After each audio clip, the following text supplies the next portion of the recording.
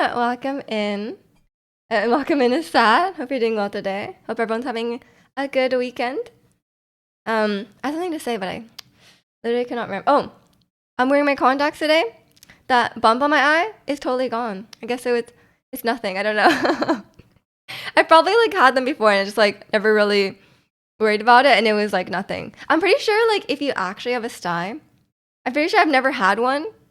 And I think if it actually is a sty, I think it's supposed to hurt.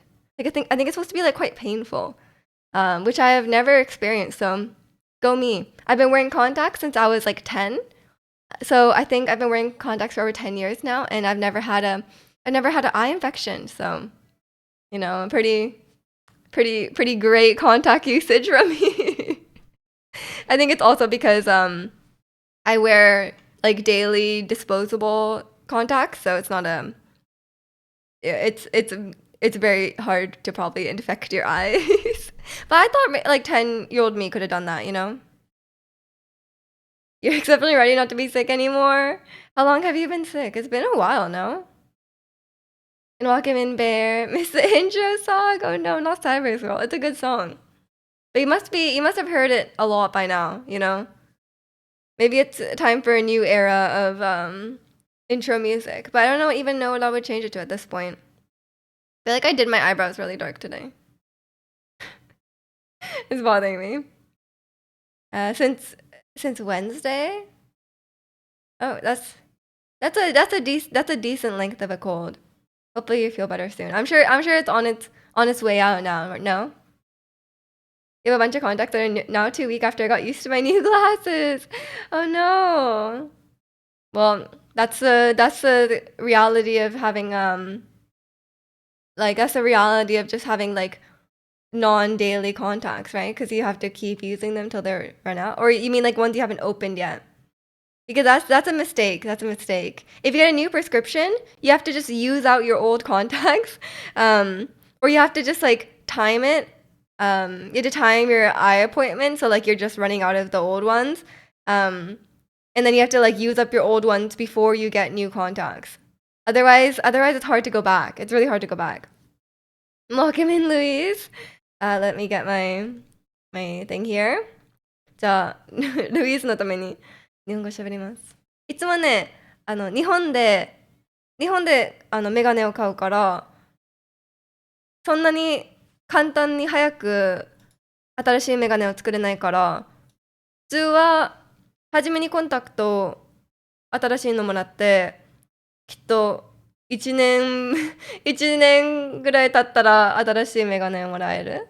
でもタイミングが良かったらもっと早くメガネでもタイミングが早かったらもっと早くメガネをもらえるけど、それのタイミングをちゃんとしないといけないんかな。最近はね、結構メガネをはめるときは多い。そして最近運転とかするときもメガネが好きだから、もっと早くプレスクリプションをちゃんとアップしないと。Are you just repeating what you said but in Japanese? No, I'm talking about how I get my glasses in Japan. And since I got new glasses, I've been wearing my glasses a lot more. I always wore my glasses at home, but these days I've been even like wearing my glasses like outside, which is crazy for me. And I even drive in my glasses, which I never did before because I was like always had trouble seeing in my glasses. And it's kind of hard to get, like if you always wear contacts, it's really hard to get used to the lack of peripheral vision in your contacts, or sorry, in your glasses. So like I always felt uncomfortable driving in my glasses because I was like, oh, I'm already like slightly uncomfortable driving, and then I didn't want to like also have like reduced like peripheral vision. But recently I think like my astigmatism has gotten worse. So like it's actually my contacts don't have astigmatism correction. So when I'm driving at night, it's like flashing like big lights everywhere, so it's like hard to see. So I think it's slightly easier to drive at night in my glasses, but I can't really confirm or deny this because I had like really bad windshield wipers for a while, so that's also probably part of the problem, but who knows? And welcome in Angel. Hope you're doing well today. Mijin and Twitchin, that's me. That's me. Yeah. How's everyone's? I guess Draconian's weekend is going badly because he's sick. But hopefully everyone else's weekend is going well. Um, I have not been sick since my When's the last time I got sick? I got sick. Well, since I got the flu, right? I don't think I've been sick since then because I didn't get sick going to Japan or coming back. So that's a big deal for me. I'm always I'm always getting sick on planes, so I'm gonna be extra careful. When I go on the plane, I always wear a mask on the plane now because I'm just like I don't trust anyone. Like everyone's gonna get me sick. You're poorly and you're being subjected to K-pop and chatting. That's too bad. I played a song from Arcane because I've been listening to the Arcane soundtrack, the Arcane season 2 soundtrack, and they have a song by Stray Kids in there. So I was like, oh, this is acceptable to add to the playlist, you know? Because if I just go full on and just put my own songs on here and not just K-pop, it's gonna be like a disaster of a playlist. Like every time I make a playlist, it's like all over the place. Like it's like there'll be like a ballad and then there'll be like something like really like heavy and then like there'll be like a K-pop song and then like like it will be like it's like whiplash, like and then there'll be like a show tunes like it's like so it's like it just feels like all over the place. So I just have not. I can't go like if it's like more if it's like tangentially related to K-pop, then I can add it to the playlist. But if I let myself go off the rails, it's not going to work out well. But there's some really good songs on the Arcane soundtrack. It's a KDA song for League. I mean, it's basically a League. Well, it's like it's not for League, but it's like with League characters, right? Flash with a great Espa song. I don't know that one. It's all gonna be musical numbers. We might have a lot of show tunes, and I don't think we should subject. I should subject chat to just the entire Wicked soundtrack or something, And welcome in, Chromie. Gudetama says hi as well. My four Gudetamas? They all say hi. But especially the big one. Yeah, so I decided that's why the playlist has stayed like this, and I'm very strict about this K-pop K-pop theme, Like I was trying to make like when I was in the car, I was trying to make a list of my top songs from. I don't know if anyone has watched Arcane Season 2, but for me, there's some good ones. I think like overall, like obviously I'm obviously a fan of Ash Nico, and she did a song for Arcane Season 2, but Arcane was so sad. It was. But the music was so good. But I can't listen to that the one that's like what is it called? I Can't Hear You Now or I Can't See You Now. That one is the one associated with the death. That one's too sad to listen to. But I think the best song overall was Sucker. I think Sucker was like I would say it's like probably the main song. Like I feel like if you had to pick a song for Arcane Season 2, it would be Sucker. It'd be really good. Oh, the French one is so nice too. It's so cute. I just associate it with that. So that was my favorite episode, I think, of season 2. But also like I had a list. I had it in my head. It was Sucker. It was let me look at the track. Yeah, there was a French song. Oh, Isha song. Isha song was I love that one. Especially like when it like builds up. I don't know what it's called because it's in Chinese, but I think it's just called Isha song in English. And I would say like 1, 2. Oh, Heavy as a Crown. The Arcane version of Heavy as a Crown. The Linkin Park one is nice, but the one from Arcane is like it starts off very soft and then it goes hard. So like I do like that one. Isha song maybe that one's sad too. I mean, I guess every song is sad. Every song is kind of sad.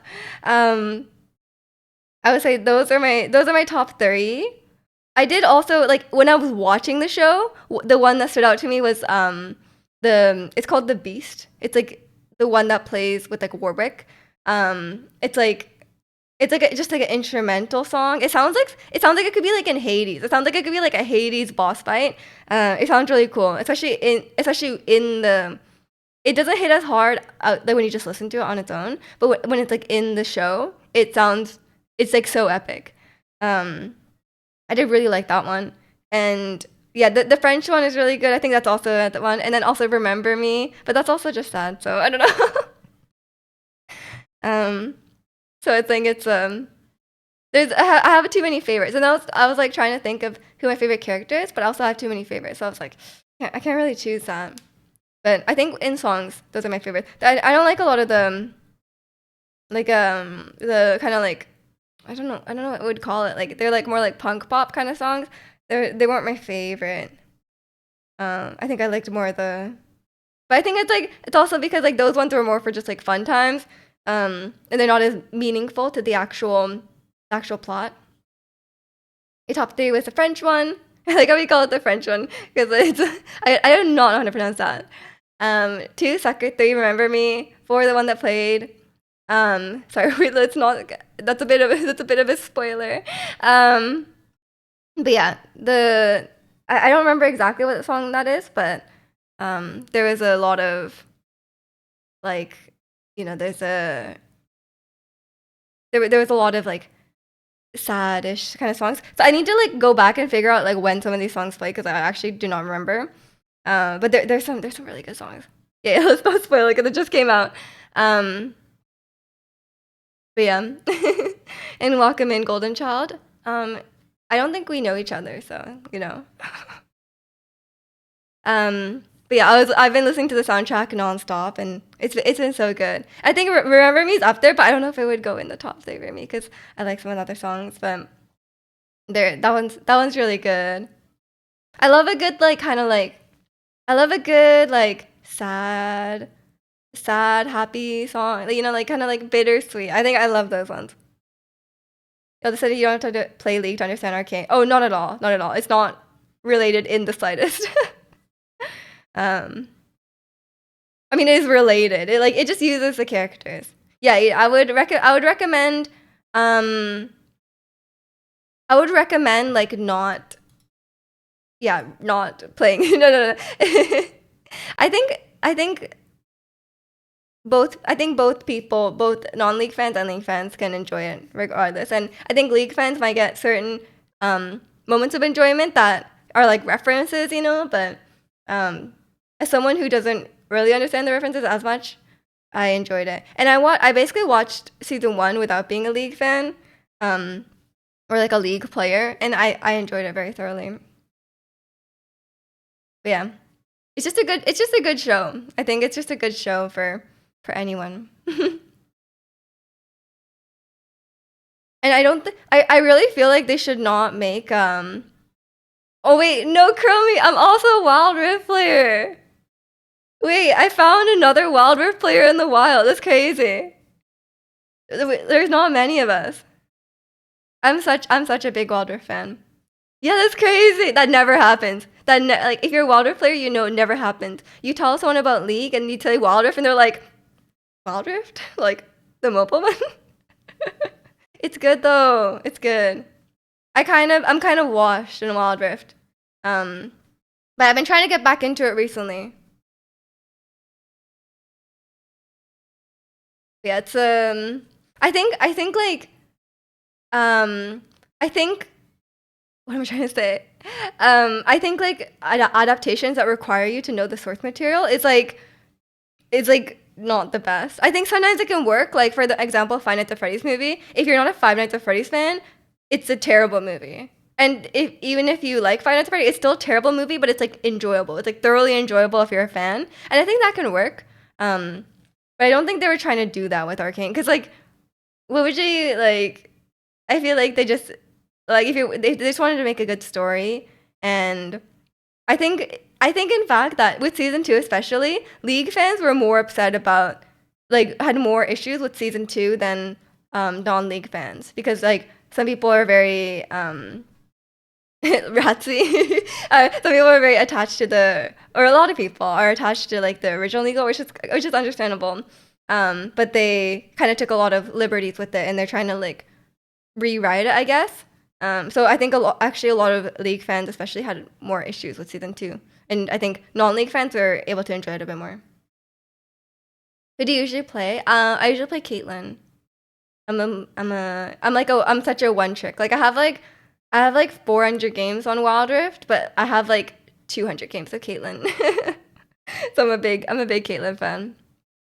The skins on mobile are better. Yeah, I didn't buy too many skins because they're a bit expensive on mobile, but I have the Mythmaker Caitlyn and Mythmaker Seraphine. They're very pretty. And I thought Mythmaker Gwen was really nice, but I'm not like a Gwen player, and it was kind of expensive.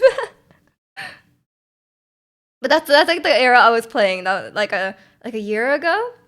That's when I was playing like a lot, but I don't play much these days. I just watched in general. That's true. That's true. But I'm especially watched in Wild Rift. I used to be good at Wild Rift. Actually, when looking back, I don't think I was that good at Wild Rift. Like I would say slightly better than like just the average person playing. So I was able to climb, but I was also just like in Wild Rift, you can just climb if you just play. Like you can either climb faster by being good, or you can just climb by playing a lot. And I think I just climb by playing a lot. which is one way to do it, you know. But I was like I was only okay. I was not like getting MVP every game, you know. Um, you're here now, welcome in, Ratsi. I totally did not call you out earlier about Arcane season 2. You're plat right now, but look, it's hard now. Too many sweats.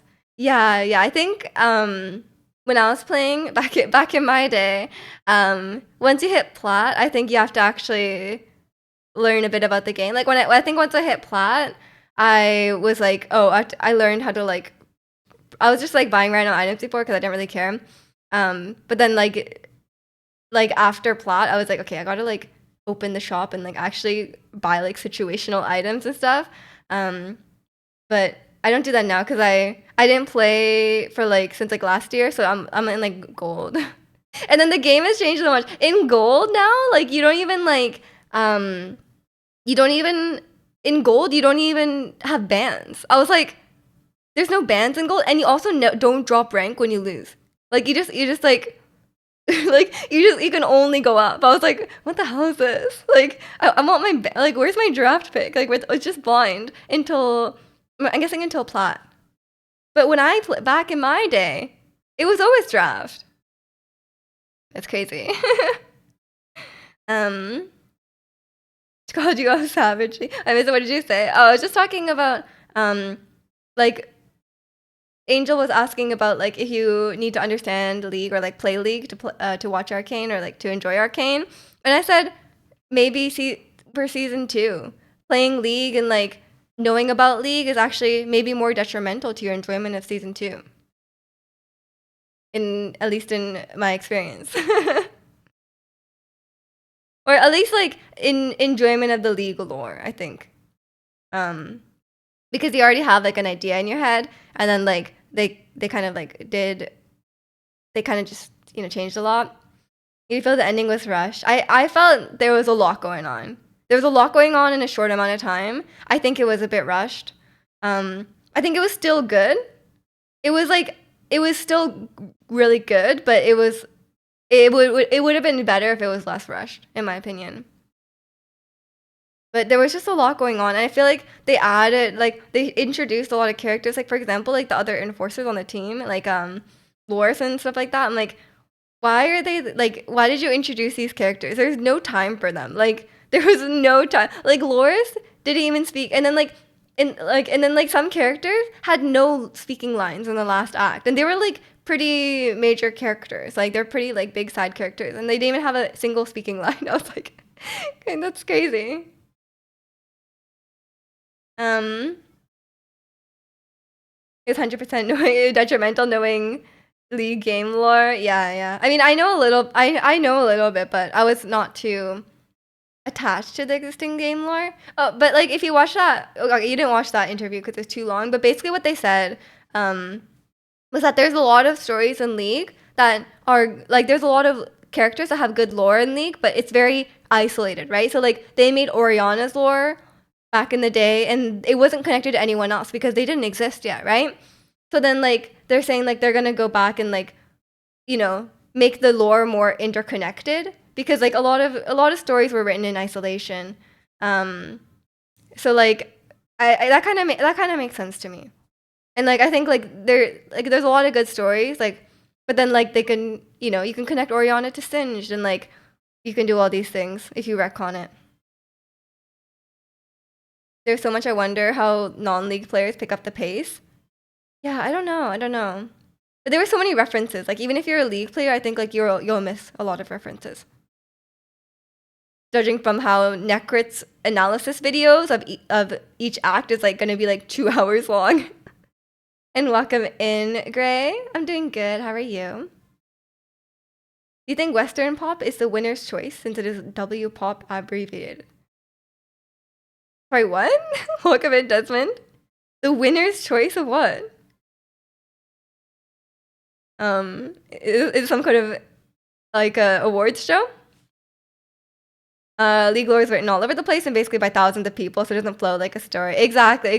Because like it was just like exactly what you said. It was written by so many different people at so many different times that like it's not like one cohesive story. It's kind of just like there's good stories here and there, but they kind of want it to be like a more like interconnected story, which I think is fun because like I think it's fun when like characters meet each other, right? Like when you're watching like for example like MCU. Like it's fun to have like each individual superhero, but it's fun when they like run into each other and they you're like, oh my god, Deadpool and Wolverine are in meeting or whatever, like I'm sure a lot of people are very excited by those things.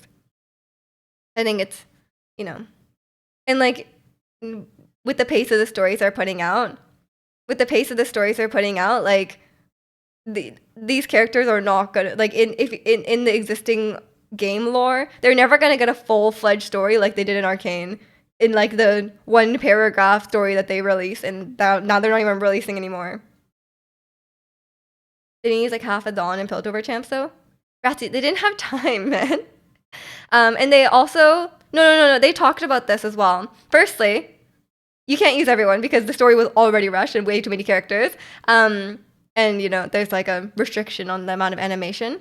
But two, they said some of these champions that were not in Arcane are different eras of Piltover. So like this is like the current era of Piltover. It's like in Arcane, it's like they just made Hextech. Like like this is the era, but like Seraphine is probably from more of like a future time. Not everything takes place at the same time is what they were saying.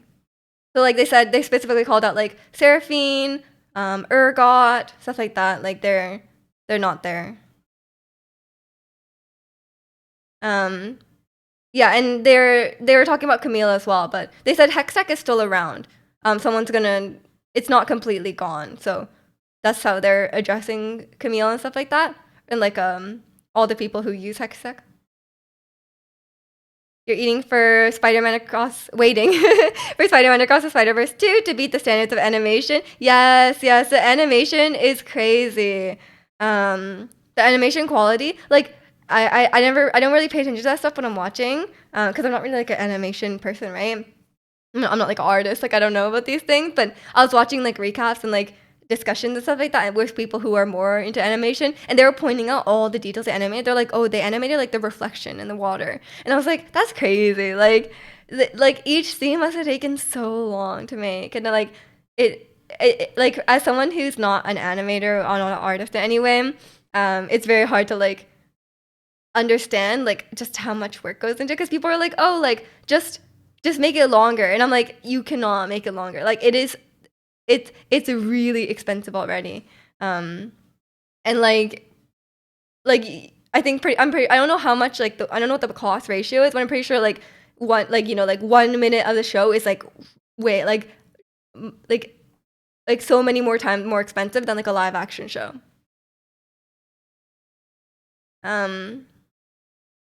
LOL lore was just made down some story. It's not cohesive, well written, nor cohesive. it can be well written. There's some good stories in there for sure. Um, it's been a crazy week for K-pop. Welcome in Tangerine. I heard that has been a crazy week. I'm not a big like K-pop news follower, but I did see everyone talking about it in my Discord. It is there's a lot of contract things happening. Speaking of discussion, did you see Charlie's Sugar Daddy video? I did watch it yesterday. Um, I don't really have anything to add to it. You know what? I guess Terry is and aware of what's going on. I don't know. That's their decision, I guess. But it's like weird to shame it. Why shame it? Um, I can't believe New Jeans got problems now. They're reaching their peak this year. Yeah, it is a bit unfortunate. Like they're having all these issues when they're such a big group. Like it really annoyed me. I mean, I think that guy knows what he's getting into, or unless he's like senile or something.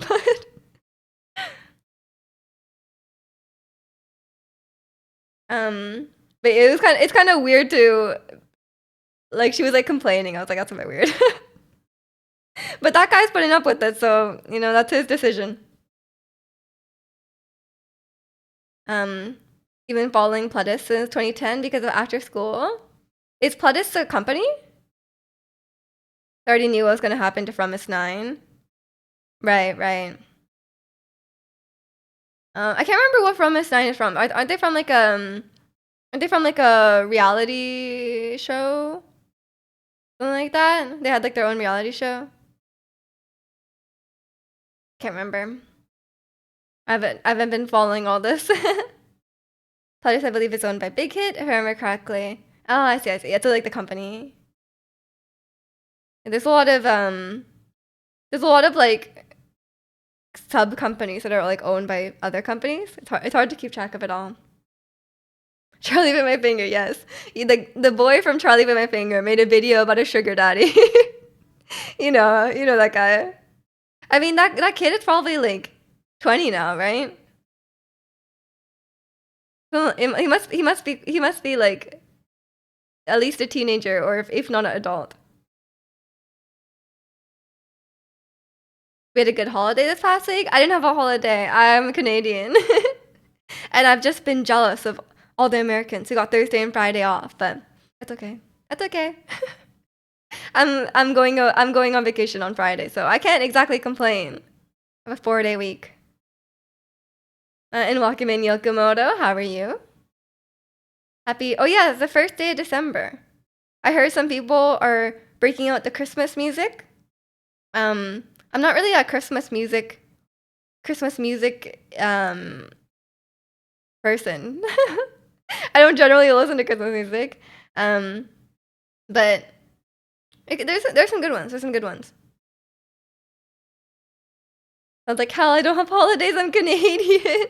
Angel, that's not true. My company has a list of holidays, and America gets like very little holidays. Like America gets like, like a certain amount, and then Canada gets like 50% more at least, and everywhere else gets like twice as much as America. Maybe more, maybe more. You guys have very few statutory holidays, which is very sad. You guys should get more. You guys should make up more holidays and just make it a holiday. That's what Canada does. And that's what Ireland does as well. They're just like, "Oh, we don't have a holiday in March." And then they just like pick up some random saint from like history or like the Bible. I don't know where saints come from. But like they just pick a random saint and then they just like make a holiday. They're like, "This is Saint George's holiday." And welcome in, Lee. Thank you so much for the 21 months. Hope you're doing well today. First Sunday of Advent, like an Advent calendar. I don't know. I feel like I'm not a very Christmassy person, because I don't know. My family just doesn't celebrate Christmas that much. So like I don't have a very strong opinion. I don't have a very strong feelings towards Christmas.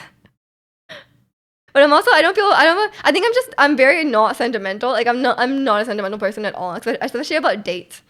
So like there's like actually I was reading a Reddit discussion recently, um, and someone was like, so it was like a "Am I the a-hole" discussion, and it was about like this this woman and her husband always go on like a trip on the same weekend of every year, and then so like but then he like made a new friend, and then he got invited to a trip on that same weekend, and then everyone like half the comments were like, why can't you just go on the trip like the weekend before or after?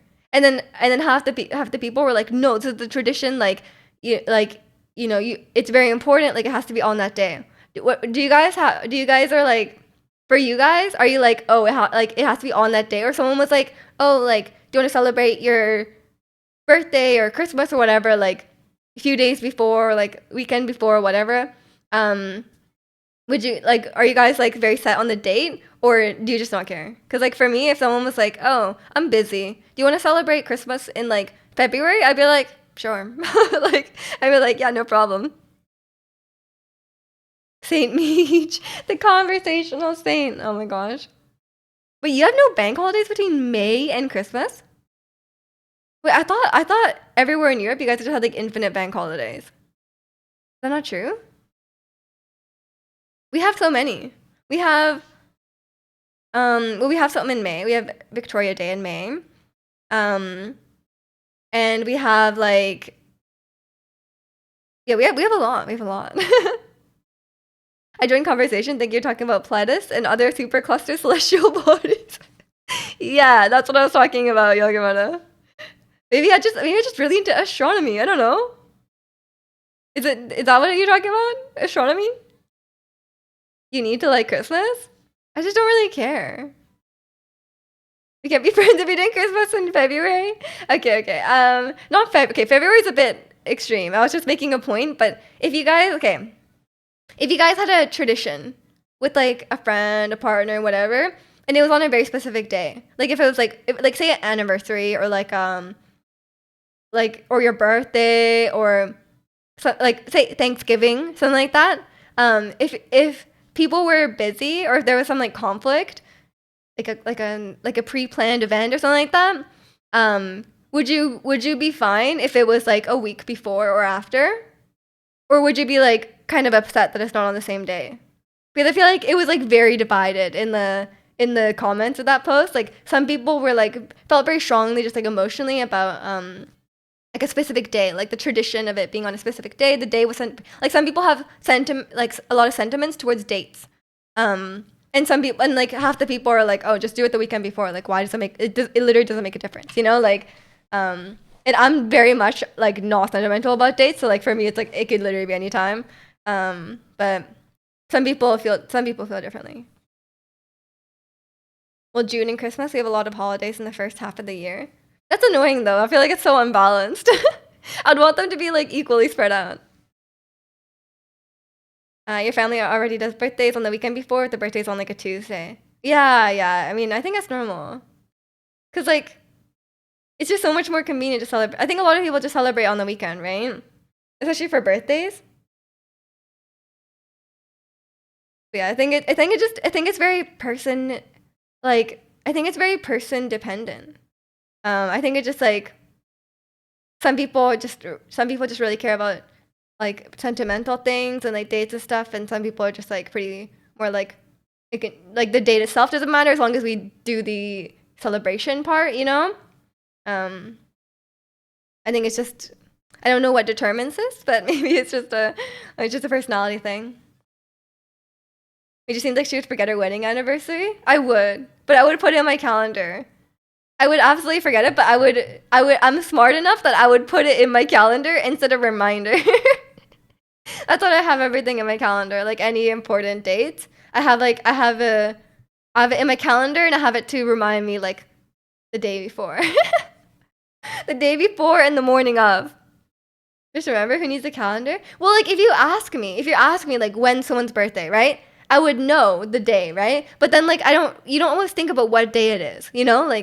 Um like when the actual day comes around, like you're not like, "Oh, today is this like, you know, like December 1st." That's this person's birthday, or that's my wedding anniversary, right? Like, I don't actually, it's not that I don't, like, if you ask me what the day is, I would know. But, like, when the day comes around, like, I'm not thinking about it.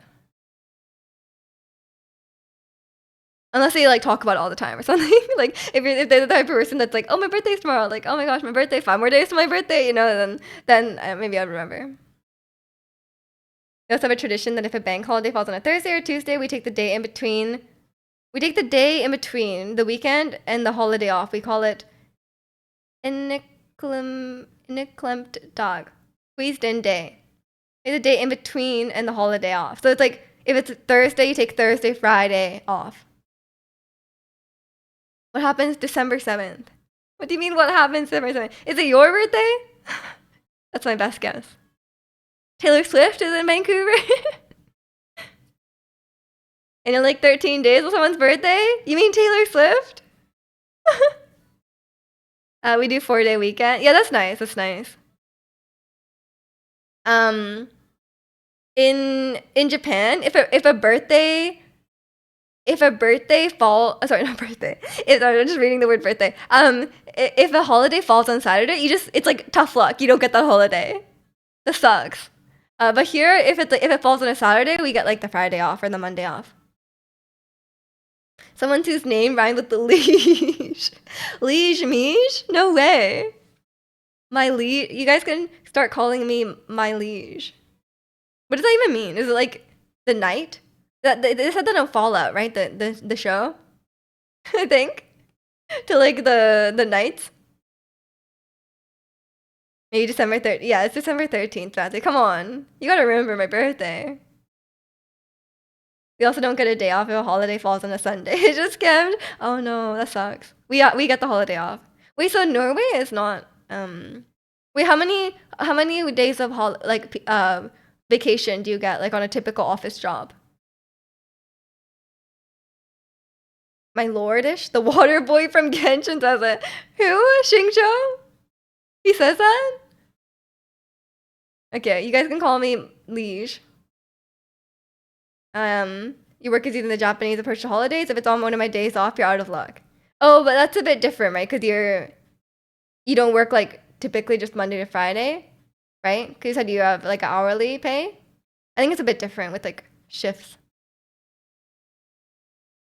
Because like if you're salaried, like you get like a different the approach to holidays is a bit different, right? Because you don't get paid like per day or like per hour.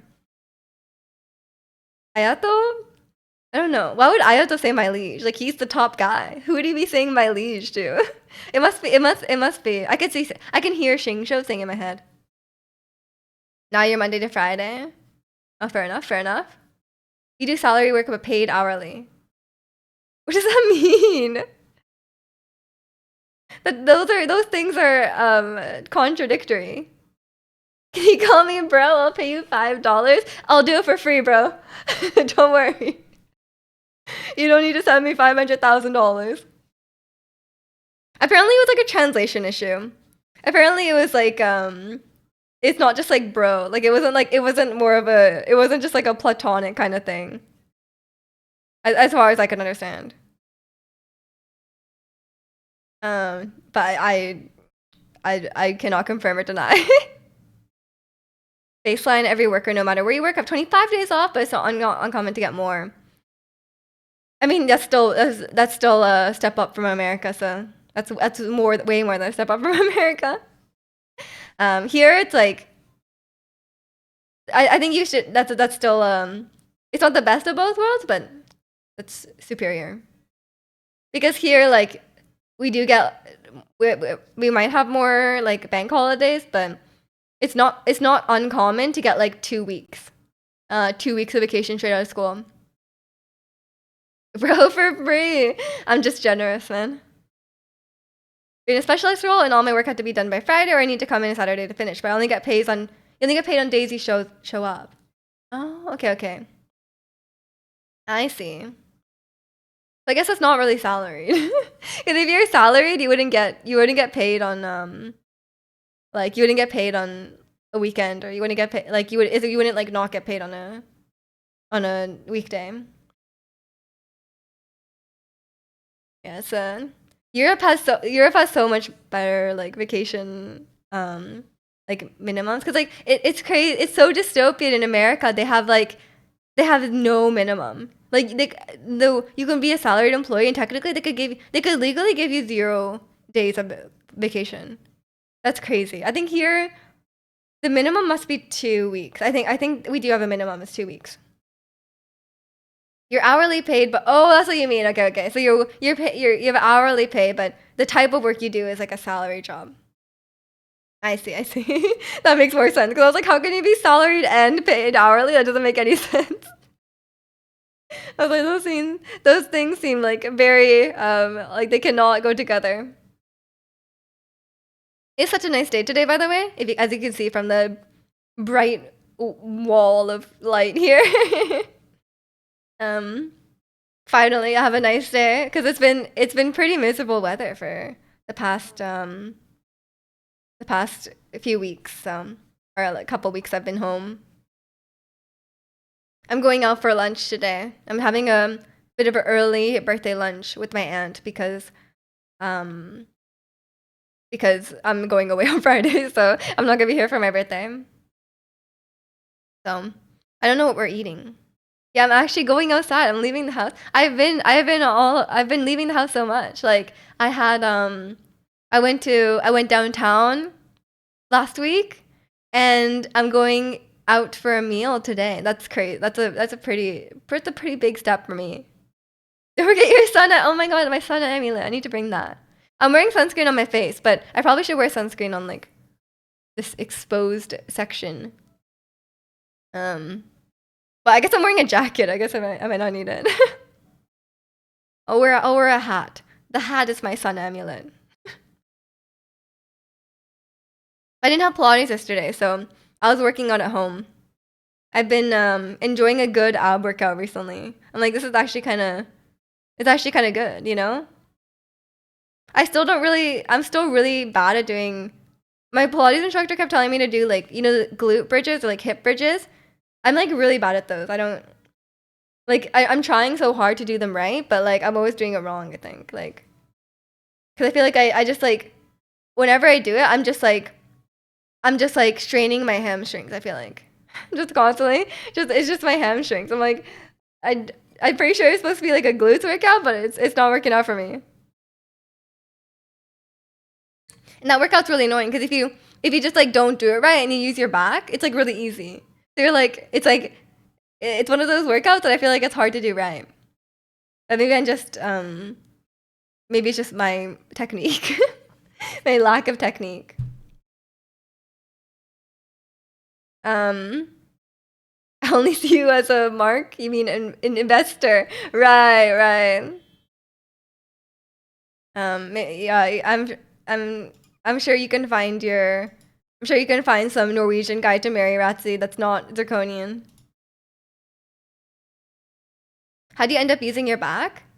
If you don't like when you do hip whatever they're called, glute bridges or whatever, if you don't like um I don't know what the right way to describe it. Like if you don't like tilt your glutes like up, does that make sense? Like if you don't properly engage your glutes, you'll just use your back. Like you just use your lower back. Like your spine basically. So like if you just like lift up normally, you'll just be using your back. But unless you like really like if you're like lying this way, if you tilt your glutes like this, then you have that will engage your glutes properly. Like if you're imagining like if you have your tailbone, you're pulling like you're trying to push your tailbone as much as you can to the back, or like towards your knees, I guess. Funny thing about that joke, in 2020, you did have a crush on a Norwegian girl you were friends with? You missed out on your chance for that green card. You could have gotten 5 weeks of vacation. Sounds dangerous? Yeah, I'm always getting in trouble. She's like, don't use your spine. Don't use your spine. I'm like, oh, I can't. But now I just use my hamstrings, and then my hamstrings hurt. You once threw your back out and legit crumbled involuntarily on the floor? Yeah, apparently, like, if you destroy your back, it can be like really, really painful. You dropped the ball. It's okay. It's okay. Maybe just find your find your way to the EU or somewhere not via marriage. You squatted with horrible form and too heavy. Oh no, I'm sorry. Yeah, that's why I want to. I'm thinking of joining the gym rats, but I kind of want like a trainer. Like I kind of want to do like personal training first, and then like learn how to use everything properly because I do not trust myself to use the gym equipment properly and not. I'm very concerned about hurting myself. It has nothing to do with the EU. I just mean like maybe Norway is a lost cause for Razzie, you know? Like maybe they should just move to like Germany or something. I'm sure everywhere in Europe has way more vacation than zero. We should join the gym rats. I'm gonna get a six pack. It's time. It's time. Dude, just wing it. I don't know about that. I don't know about that. Also, my lights keep flickering. Do you think I have too many things plugged into my power strip? Because I have like a lot of things plugged into it. Maybe it's too much. Because I added a new light to my setup and it keeps flickering. But yeah, I heard that the personal trainers at the gym, I heard the personal trainers that are just work at the gym can be really questionable. So I'm like, but then if you don't go to one at the gym, like where are you supposed to go?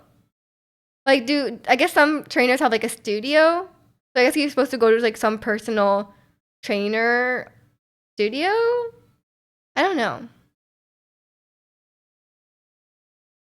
This was years ago, but now I know if my back starts hurting, I've done something wrong. Yeah, yeah. I feel like especially with like heavy weights and stuff like that, it can be really difficult to it can be really difficult like it can be really like it can be really dangerous to do it wrong, and also it can be quite hard to know if you're doing it right or wrong, because you don't know until you've had like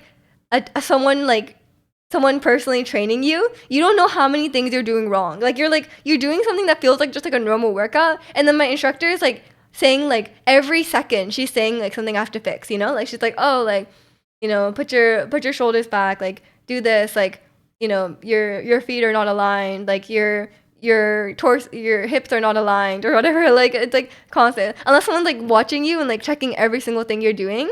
If unless they're watching you checking every single thing you're doing, like there's probably like lots of small things you're doing wrong, but you can't always notice that if you're just doing it by yourself. But I'm sure like the majority of it is probably fine.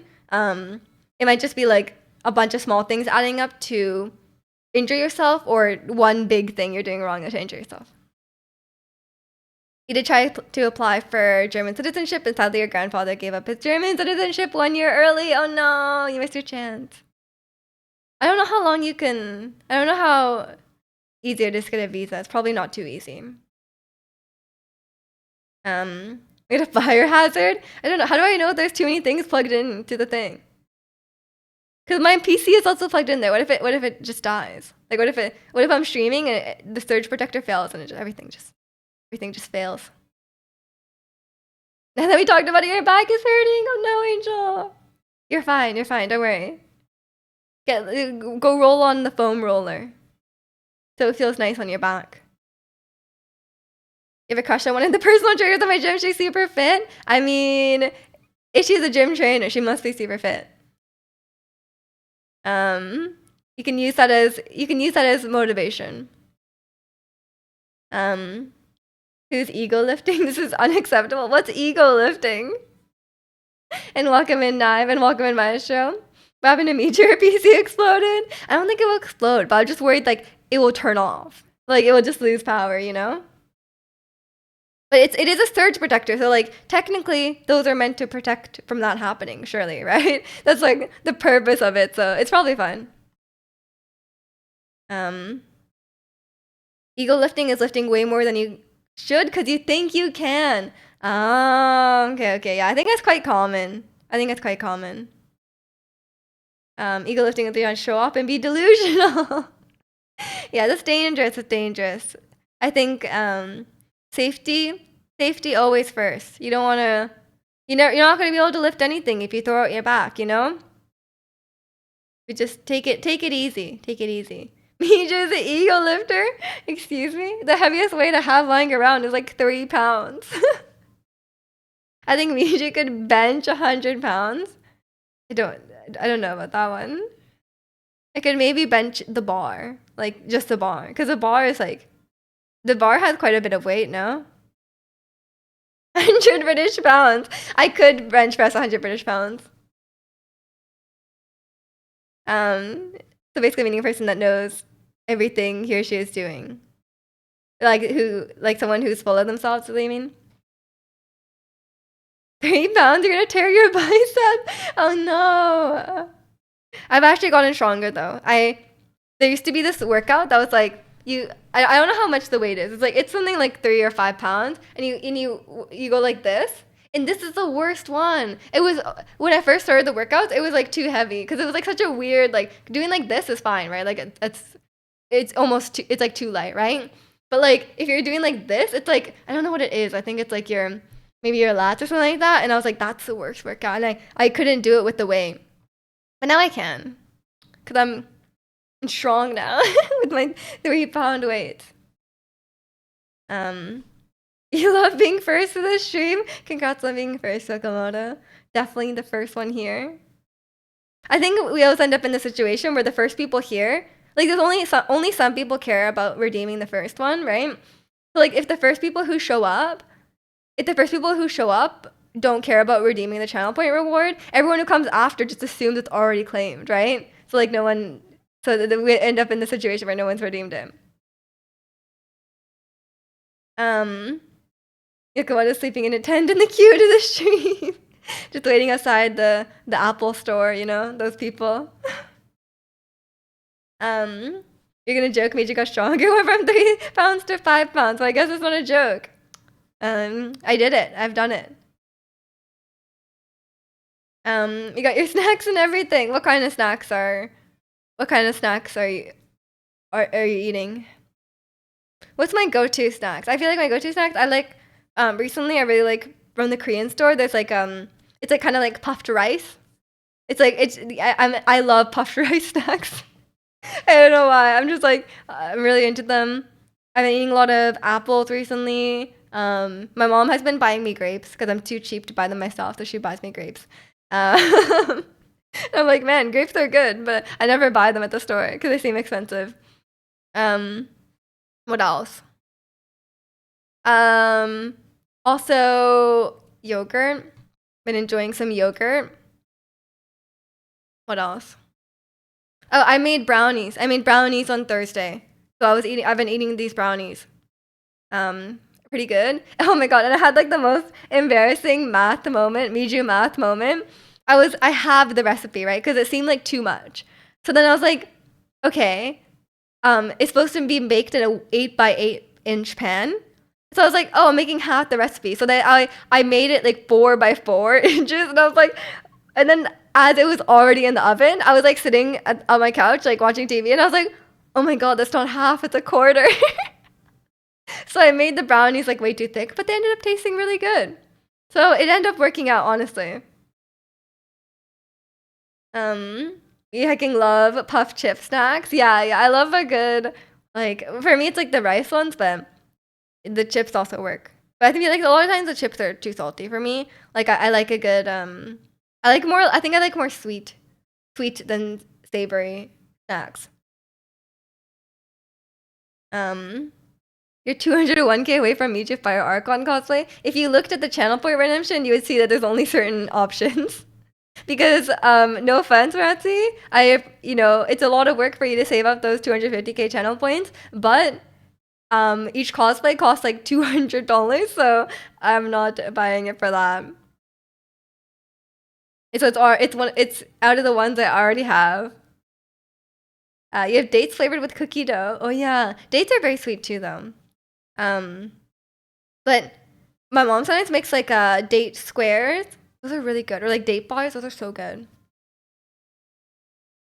One time I set your oven to Celsius temp and tried to cook your pot pie.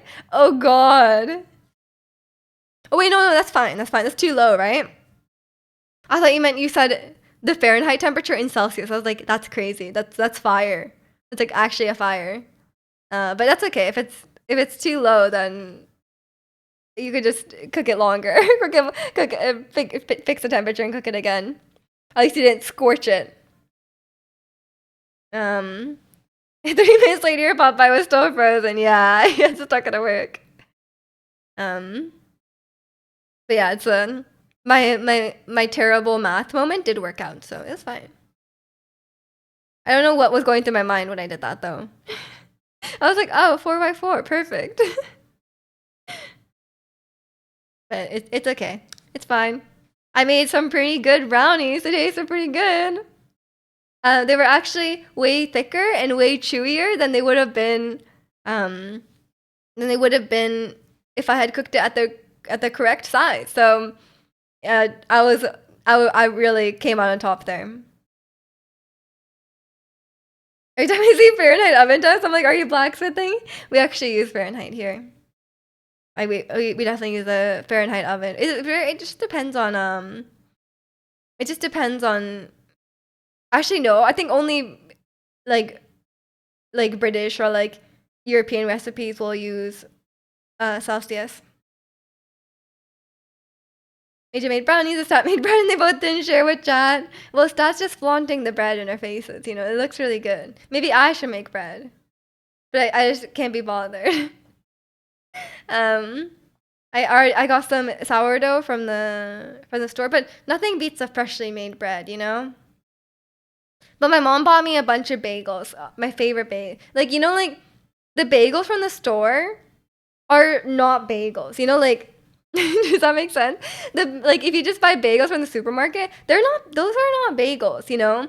Like you gotta buy bagels from like a bagel place. So then my mom buys bagels from like a bagel place. They're so good. They're just like they're not the same. They're just not like they're just not even the same type of food, you know? Bread bake off on a collab stream with me, Jun is that. I think he would kick my butt in a bread bake off. I think he's had a lot of experience on me. Caving cinnamon buns. Oh, I made those on stream. They're good. That's actually fun. That was actually fun to make. I think I should make those again. That was my first time cooking with yeast, I think, which is you know, necessary for bread. I think you know, chat can judge. Yeah, it'd be hard to judge the bake off because you would just be relying on our own our own tasting. You know, like it's not really like an accurate result. Cause I'm like I'm pretty sure my bread tastes better. Like you can't even like compare it. Detroit scored just 1-0. Oh yeah, there's a Canucks game going on currently. I guessing it's against Detroit. They can still catch up. It's fine. Is it Lankinen? Is it Lankinen in that? You both ship some bread to each of us.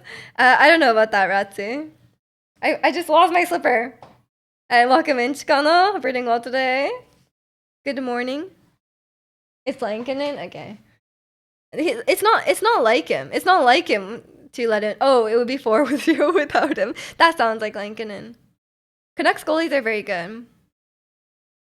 From the Canucks store, I told you guys I got this Luongo bobblehead for free, and I gave it to my brother yesterday because I was like, I literally just got it for free, right? So I was like, I just gave it to. I was like, here you go, like I got you a nice gift, and he was like, what is this? But he actually liked it.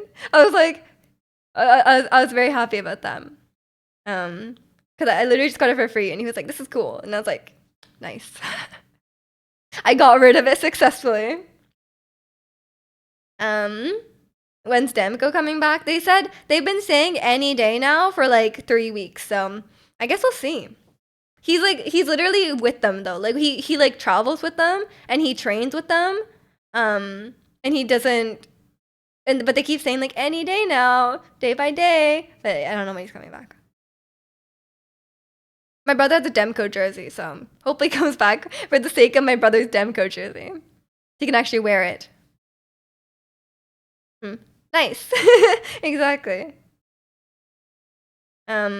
They said Friday is a good target. They said like they've been saying that for like weeks now. But maybe he'll be back.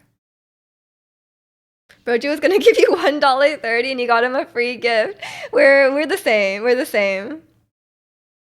But like I got free Canucks stuff. Why wouldn't I give it to my brother who's a big Canucks fan? You guys know my brother doesn't wake up before noon on the weekend, but he's probably up now to watch the game. Because the game started at I believe 9:30 Pacific time and like 12:30 Eastern time, so that'll get him out of bed before noon. This one is true. He's actually coming back. It'll be cool to see him back, but I like Shilov, so I think they'll get rid of Shilov, because they can't have like 3 goalies. Brother Smart plays good games, sleeps in, likes hockey. That's true. That's true. No, that's subjective. Plays good games is subjective. Gives Miju $1.30. Yeah, exactly. He actually tried. Like he went to my channel and he was looking for a donation and he couldn't find it. It's funny. And he even went to his stats channel and tried to donate to his stat, but his stat also doesn't have donations. So he ended up not being able to spend his $1.30. Roshi plays Valorant. He mean Counter-Strike. I don't think he really plays Counter-Strike. I think he's really mains Valorant. Oh no, he got banned on Counter-Strike. You guys remember? He randomly got VAC banned and he appealed it because he doesn't cheat, right? Like he didn't cheat, and I do believe that. And they were like they thought he was like doing some like I don't know, like cheating or something. So then like but he just can't play Counter-Strike. Like he enjoyed playing Counter-Strike. He bought some stuff on Counter-Strike before, and then now he just can't play, and they won't take his appeal. So that's unfortunate. So not good games, yeah, exactly. Well, if Valve would let him back in, maybe he would play Counter-Strike, but they don't want him. He's a filthy cheater in their eyes. And welcome in, Seb. Good morning to you too. Roger gets banned, but the guys sit in spawn, killing everyone through walls. Is okay. Yeah, I don't know what that's about. Cause he's definitely not cheating. Cause he's like he's quite good at FPS games, so I don't see a reason why he would cheat. He even like plays on like Smurf accounts on Valorant because he's too high ranked to play with his friends. So he doesn't really care about his rank. He just wants to play with his friends, you know? Welcome in Nightfall. These games are dead. I play a real game. Angry Birds. That's a classic. That's a classic. I think the kids these days they're on like Subway Surfers now, you know? Where am I heading for vacation? I'm going to the UK. Does your brother want to do it with me and Val? I doubt it. I doubt it, Rusty. I'm sorry. What's your rank? What's your rank? I don't think he will. Maybe one day I'll pick up Valorant and I can get carried. Silver. I think you're too low rank to play. What a coincidence. You're from the UK. Where in the UK are you from? You left to visit the UK one day, Seb? It's actually very nice around Christmas time because like here like we don't have like a good like Christmas culture. Or we like obviously it's Christmassy like in like the NA way, but like we don't like here. Everyone complains about the Christmas market here. Everyone complains about the Christmas market here because it's like you have to pay like $20 to get in, and then once you're in, you have to pay for the stuff inside. And then even if you pay and like reserve a time in advance, you have to wait in line. So it's like, what is this? Like every Christmas market in Europe or like in England as well, it's like it's free. Like you just go, it's free. You know, you don't have to like line up. It's kind of ridiculous here. You have a couple good friends there, so it'd be good. It'd be nice to actually hang out with them. Yeah, meeting up with online friends in a safe manner is great. So I recommend. You're from near London. Oh, I'm going to London too at some point. For a few days, but I'm spending most of my time in Birmingham. German Christmas markets are amazing. Yeah, they're fun. They're fun.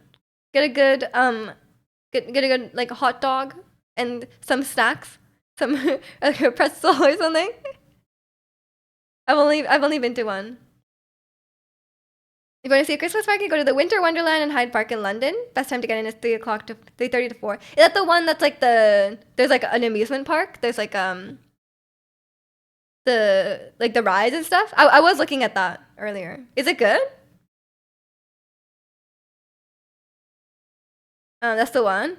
Oh, if you recommend it, then maybe I'll check it out. I wasn't sure if it was good or if it was just like some like kind of like if it was like just too crowded, like and it was just for like families and stuff. 'Cause I wasn't sure what you would do like outside of like the rides and stuff. I do not trust those rides that are like just like wheeled in.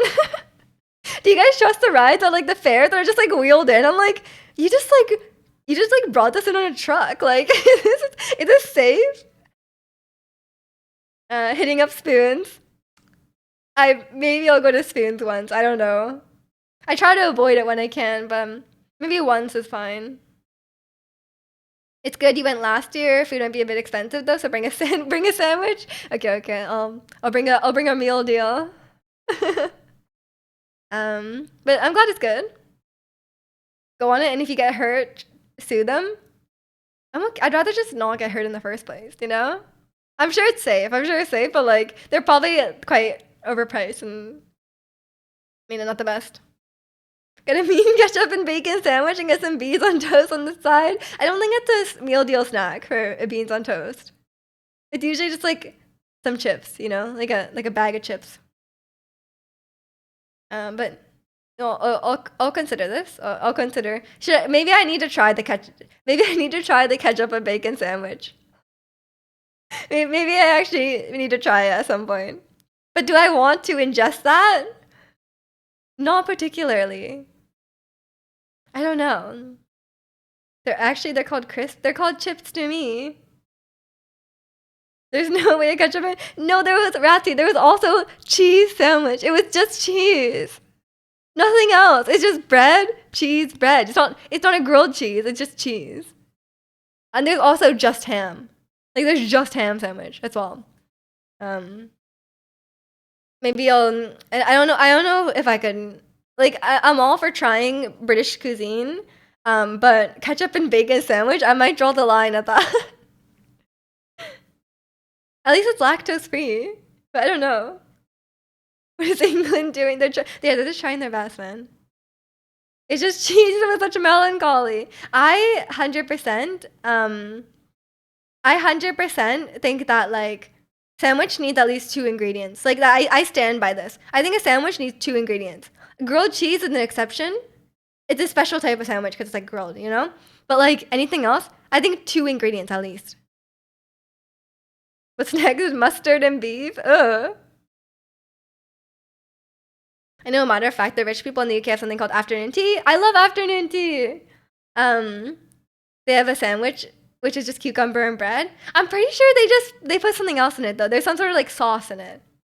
Like there's like some sort of like it's kind of like a yogurty kind of sauce, like a sour cream kind of.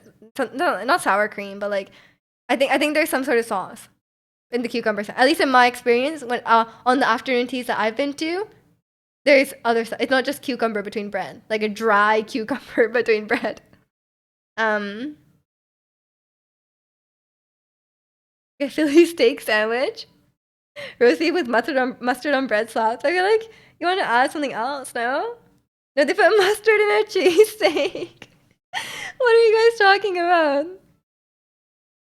No sauce, just cucumber and bread. I've never had that. And I have another sandwich though that's just cream cheese and salmon. Oh, that's good though. Cream cheese and salmon is good. I consider that like I think like I don't consider like mayonnaise or like butter an ingredient, but I consider like a more specialty sauce, like a thick sauce, like cream cheese or like something like that. I consider that to be a second ingredient. As long as it's like complimentary, I feel like that could classify as a sandwich. But would I have we're talking about like the really small sandwiches, you know? Like if it's like a whole like sandwich, like would you have like a I think it's different. Like it's like if you're having a little like bite-sized sandwich, I feel like it could have a little small amount of ingredients. But if you're having like a Subway footlong, would you really want a Subway footlong with just cucumber in it? No. Like what kind of sandwich is that? Um I feel like it depends on the situation as well. You know, like a little just like a little sandwich that's like this big, I could take a one ingredient sandwich in that situation. But if it was like big sandwich, no. It was high school. I'm too tired in the morning to make a fancy sandwich. Fair enough. Fair enough. Um, you used to eat that sometimes too. You guys are crazy. You travel across the pond for beans on toast as spoons. Do they have beans on toast as spoons? They must, right? In the morning, they must have a full English breakfast in the morning. You know what's your go-to sandwich filling? Me? Well, if I'm just making a sandwich at home, I usually make like a ham and cheese sandwich with like lettuce or something like that. Um, but if I was like outside, I'd probably get something more substantial. You know, I'd probably get like a fancier sandwich with like a bunch of stuff in it.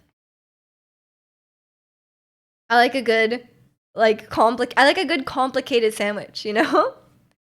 But if we're counting like stuff like pulled pork sandwiches are really good as well. Turkey bread. Yo, Komodo, get out of here. Not the bread sandwich. Um, uses tuna, onions, pepper, and green chili and spicy mayo. It's a lot of spices as well. Cheese, you melt the cheese too. That sounds delicious, actually. I would eat that. It sounds a bit spicy though, because it has green chili and spicy mayo. But you know, honestly, not a bad sandwich. It's a pretty complex sandwich. But if I'm making a sandwich at home, I wouldn't go that hard, you know? Like, like I feel like I wouldn't go, I wouldn't be like, let me grill some onions for my sandwich, you know? Usually I can't be bothered. You love melts so much. They are good. They are good. When you melt the cheese, it's great. I'm at home, it's just whatever goes on bread. I ain't looking for nothing fancy. Exactly. Like I'm just making a sandwich quickly at lunch, and it's like, yeah, I'm not going out and like grilling onions and peppers and stuff, you know? Um, if I was gonna do that, I would probably make something more.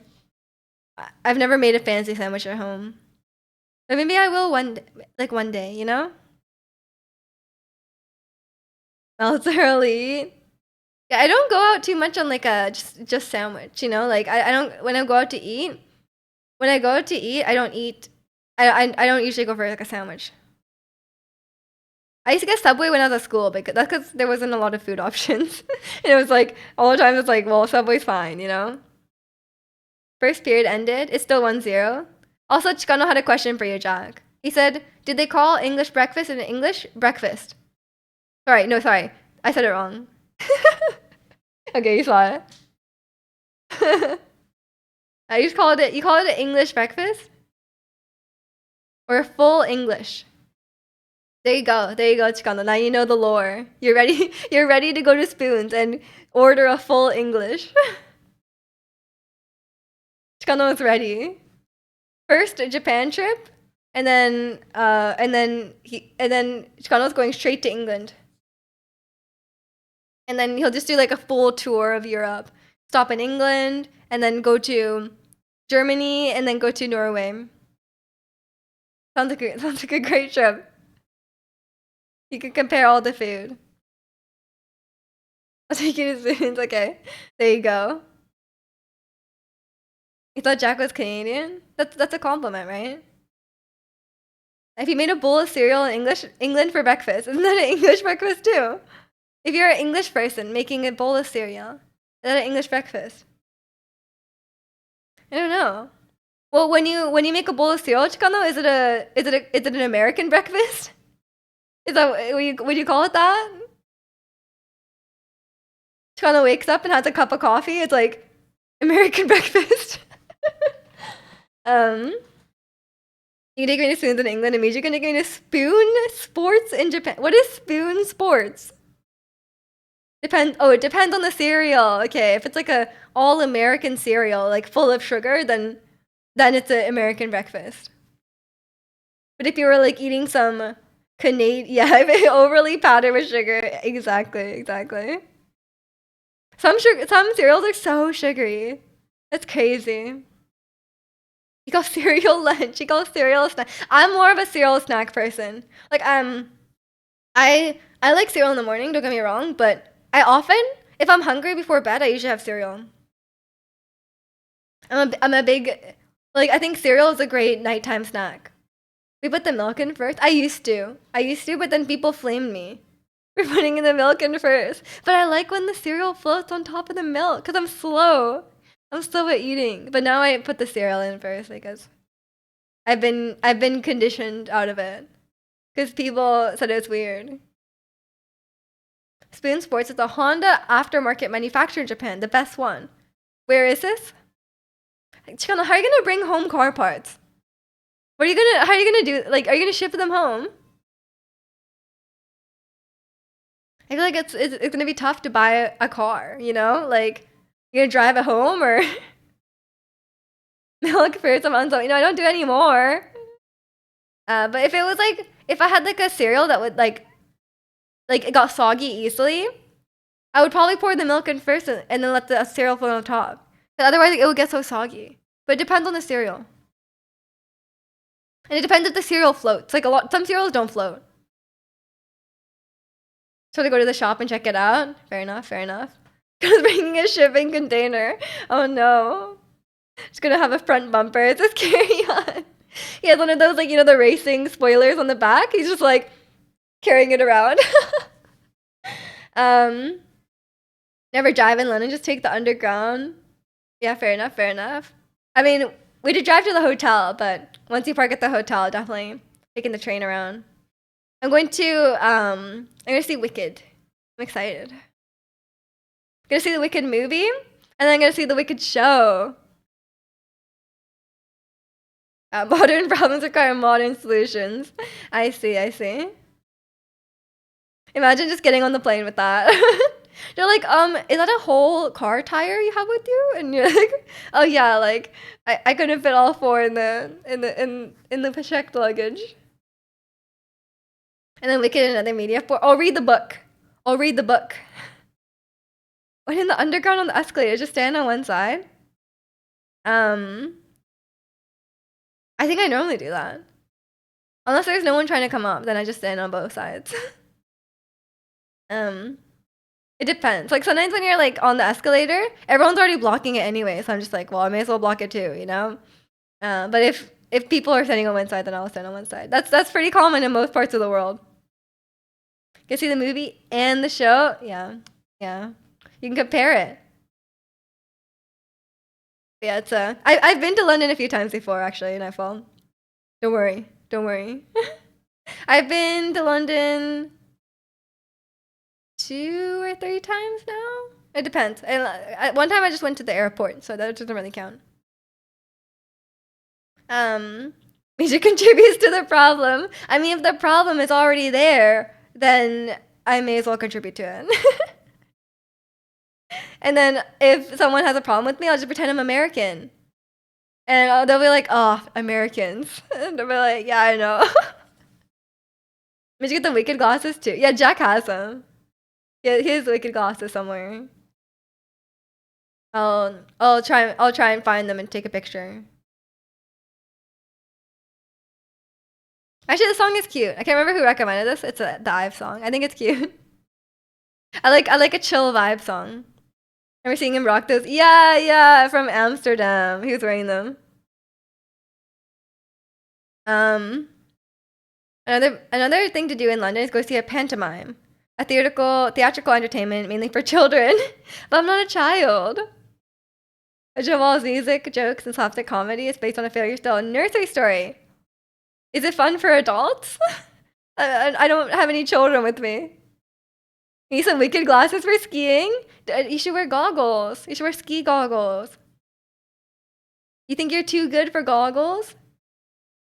No expert, but I think Miji loves Wicked. I love theater. I've never seen Wicked. I don't know if I love Wicked. I do like some of the songs. I've been singing Popular nonstop in the car, but I haven't seen it. I can't believe I went to. I can't believe I went to New York and I didn't see Wicked. Miji would love this. I would. It's fun for adults too. Everyone loves it. Sometimes they have mature jokes. That's inappropriate. Um, Cross country skiing can't wear goggles. They'd fog up with sweat immediately. Okay, fair enough. Fair enough. Yeah, maybe Jack can send you his Wicked goggles or Wicked sunglasses. Um, Welcome in, Severin. English only in chat, please. The kids will understand. It's like a Nickelodeon joke. It just goes over their head. Just ski downhill. Yeah, it's easier. It's easier to go faster if you just ski downhill. If you like theater, then go visit London with West End. That's what I'm doing. That's what I'm doing. Last year we saw Hamilton, and this year we're gonna see Wicked. Just cross country ski all day and end the day with Taco Fridays. What was it called? Taco for dog. Yeah. It's time. It's time. That's a good trade. That's a good trade, Draconian. Okay. Hello and goodbye, Severin. Hi, bye. Nickelodeon jokes go over my head still. We'll explain them to you when you're older, Ratsi. Taco Two's dog. That's not how it is. What is it? Wasn't it Tur's dog? Like, I'm probably saying everything wrong. I remember my Norwegian is gonna surpass the Chicanos. I almost said Draconians. It's not gonna surpass Draconians. It will surpass Chicanos. You're down for Taco Two's dog? Oh my gosh. Camden Town? What's Camden Town? I'm 80 getting your 8-year-old grandkid to explain Nickelodeon joke. Okay, surely the 8-year-old will not understand. I hope the 8-year-old will not understand these jokes. I feel like going back and like watching it now, I feel like it's like it has a different like it has a different layer of it, you know? When you're like, oh, Dan Schneider wrote this joke for children to say, you're like, oh, so weird. It's a fun place in London with all kinds of wacky stores. Isn't it Camden? That sounds more right. I don't know what type of, okay. Have we been to Camden? Camden? I can't even say it now. It's cool? Well, if Draconian likes it.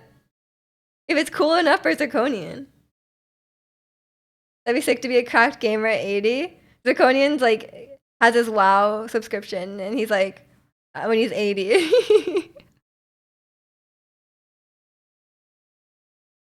Wait, I guess it's cool. Camden Yards is cool. Well, everyone liked Camden, apparently. I guess I should go. If everyone's approving, you know? Usually there's more, you know, some people are, I would expect their coin to be like, it's too popular, it's overrated. Okay. Maybe that'd be a fun spot to check out. I'm in London for a lot longer this time. Because in the past, like, we just go for, like, one day or something. But, I could only book, I had, like, an apartment booked in Birmingham, and I couldn't book it for the whole time, so we're just like, oh, just go to London then. Like, we might as well just leave early. I was making a joke on the baseball stadium in Baltimore. No one understood that reference. I'm sorry, Ratsy. That's a deep cut. The baseball stadium in Baltimore. Yeah, that's too much of a deep cut. The chat is full of Canadians, the Canadians and like British people. Apartment? You mean your room? No, I rented a whole apartment. Am I from Canada? Yeah, I'm from Vancouver. Oh, the baseball stadium also. Okay. Well, one person got your joke then, Ratsy. Now I've got your joke. I don't know any baseball. I only know you're British Draconian.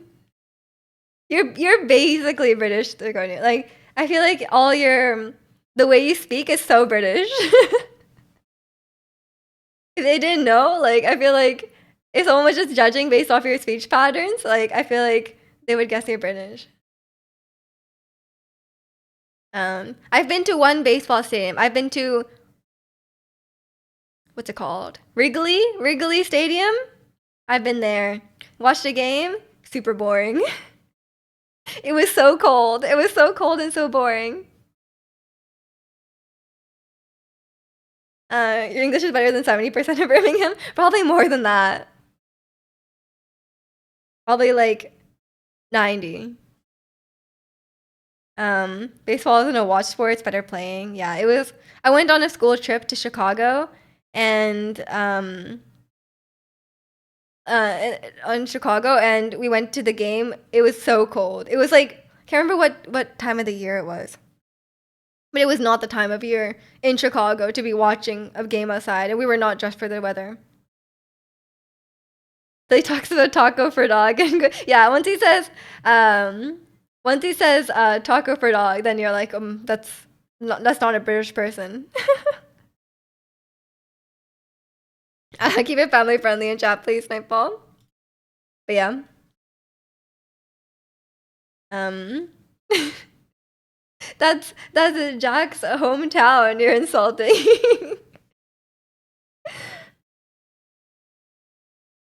Oh, it's Katie. Oh, it wasn't KDA. Should we show him how we do it every day? I'm sorry, the wrong one. I'm sure he agrees. Do you agree, Jack? Taco for dog, aka taco for dog. I'm sure Luca would love that. That's not the point. Okay, okay. Only is it like only people from Birmingham can say it's that?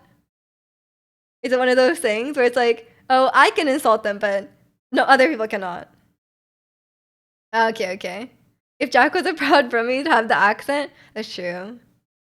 I still don't really understand what a Birmingham accent is because apparently Jack does not have it.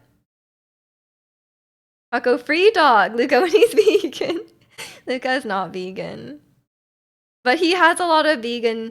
Like a lot of his treats are vegan. Like these days he only has like his food obviously is not like dog food is not vegan.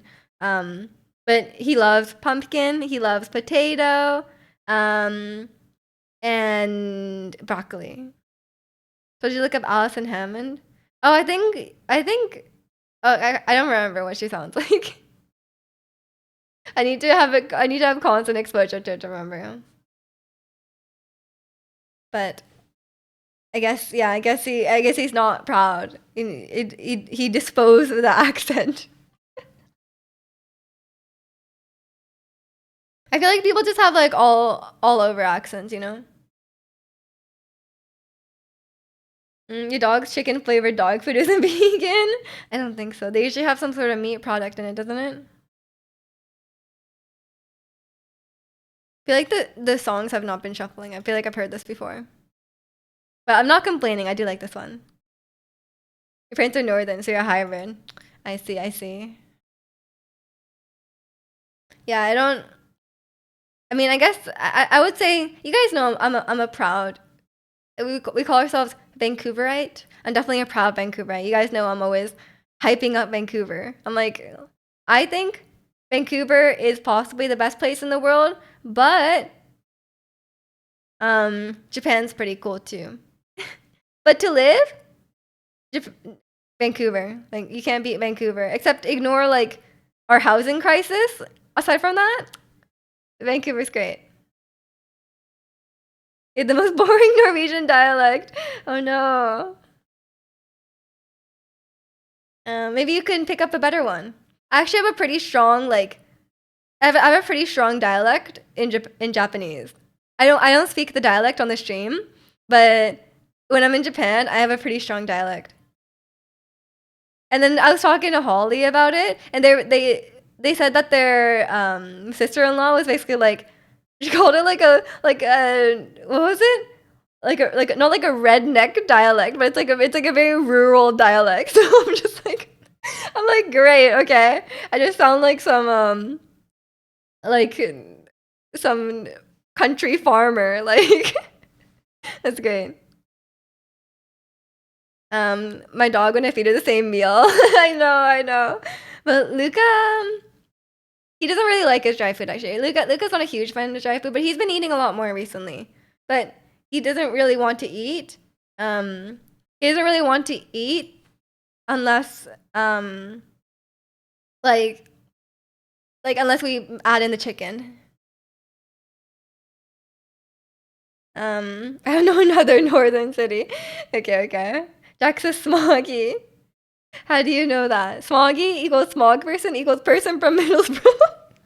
You see? Zirconian's basically British. I told you guys. He knows like really random. Okay, one, he knows random places in England, and he knows like stuff about it. Like he like randomly knows stuff about some random small town in England. I'm like, how do you know that? And he also knows so much British slang. Like, where does this come from? I want to hear the redneck dialect, but you don't understand Japanese. You wouldn't know which one's a dialect. Beast at pub quizzes, if you can believe it. I believe it. A lot of smoggies play Quake. I thought the Quake server is just full of Russian people. You watched a bunch of Too Hot to Handle. That's the last show I could see Zirconian. He's the last person I would imagine to watch that show. 1-1, Jake DeBrus. Let's go. Go Canucks, go. We're cheering for the Canucks right now, by the way. I don't care if you're from somewhere else. We're all cheering for we're Canucks fans here. We're cheering for the Canucks. It's yeah, let's go Canucks. Exactly. If you ever come to Vancouver, it's okay. We need to go to a Canucks game. You have to come during the season. I know summer's the best time to come to Vancouver, but like you need to come like at the very end of the season or something, or at the beginning of the season. I'll return with the next goal, hopefully. Too Hot to Handle is where I got my British slang and banter from. What British slang and banter, Ratsy? If Zirconian comes to the Pacific Northwest, he won't go back. That's true. He'll be like, man, I'm at home here, and he won't leave. I'll take him to the Patagonia store and all the stores like that here. It'll be crazy. It was Quintessence, so he broke the record. Let's go. No matter how good the taco for dog is. Surely the taco for dog is better in America. That's just mean. Burv. Okay. You messed up your British slang, Ressie. I'll come during the playoffs. Oh, that'll be an exciting time. But the tickets are very expensive. The tickets during the playoffs are so expensive. You can come during the finals, right? You can come during the finals and you can riot. We can go to the riots. That'd be so much fun. Once they set foot in the Patagonia store, Norway just won't be the same anymore. Exactly. I'll take you to Patagonia, Colombia, Arc'teryx, Lululemon. There's actually a huge stretch in Kitsilano. There's like a big stretch of stores. It's like all the outdoor stores are like all on a line, and there's a huge Lululemon there too as well. And also like a giant MEC. There's a store called Mountain Equipment Co-op, and it basically is like a big outdoor store, and they have like a climbing wall inside it, so you can test the climbing shoes. You returned with the next goal already? What is it? 2-1! Jake DeBrusque? Whoa, Jake scored twice? That's crazy. Now they're winning. And hopefully they won't throw at the end. Usually the Canucks throw at the beginning. They usually like have a pretty bad start. Chipotle will ruin Taco for Dog. That's true. We do have Chipotle. Oh, and there's probably a lot of vegan restaurants here too. I don't know any, but like I'm sure there's tons of vegan restaurants here. So that will be also the selling point. Norway will never be the same again. Okay, bye again. Okay. Good luck. Good luck to the Canucks, I guess. I don't think Chipotle is the best place for the Taco for Dog, but I'm sure there's something. We don't have the best Mexican food in Vancouver, but I'm sure there's a place. I'm sure there's a few places at least. But we definitely don't have the best selection. It's not like other types of food where we have a lot. We're a bit far. I think it's just because we're a bit far from Mexico. You know, like we don't get a lot of immigrants because it's pretty far. It's snow like I went to San Diego and it's a whole other world there for taco for dogs. Chipotle's better than Taco Bell. Yeah, Chipotle's fine. I like Chipotle, but I've never had a taco from Chipotle. I've only had like a burrito bowl, and then I end up eating it for like 3 days. So I'm like, it's kind of annoying. I'm like, I don't want to eat this. I don't want to eat this Chipotle bowl for like 3 days in a row. You know? I guess it's pretty good deal. To be fair, like Chipotle has like the food is not the most unhealthy for like in terms of like fast food, like by fast food standards, it's not the most unhealthy thing you can get. And it's pretty cheap. So I'm actually Chipotle is pretty good. You never had Chipotle? It's fine. It's fine. Um, just mail me your Chipotle bowl when you get sick of it. Free, but Chipotle is free food. You want my 3-day-old Chipotle bowl? Look up taco rice, an Okinawan staple. Taco rice? Okay. From Okinawa? I think I accidentally opened an ad on YouTube. That's fine. Taco rice. Okinawa. Oh. It's just like a taco bowl, but with rice? I don't know. That doesn't really sound that good to me. I mean, it sounds fine, but I feel like it would be better with. It would be. I mean, isn't that just like a burrito bowl? But with like white rice? Because usually with the burrito bowl, I usually get brown rice. With a bit of a Japanese flavor. Yeah, it looks a bit Japanese. Japan always does that. They're like, oh, here's some foreign food, but we're going to make it as Japanese as possible, you know? Taco belongs to the world now. Soon the whole world will have taco for dog. By the time Canada Post gets a He'll be a week old, it will be. Taco will bring world peace. That's true. That's true. I've seen them crush a bit of nori on it. That sounds very Japanese. There's probably some nori, a bit of katsuobushi, you know? I could definitely see that. Some sesame seeds. Imagine Japanese versions of Norwegian dishes. I'm pretty sure there's probably 0 Norwegian dishes in Japan. I'd be very surprised if there was. But maybe they could do it. Oh, I can ask my grandma to make a Norwegian dish for you. She'll probably add like miso and soy sauce. If you're okay with that. When is a taco creator get a Nobel Peace Prize? They probably already have one.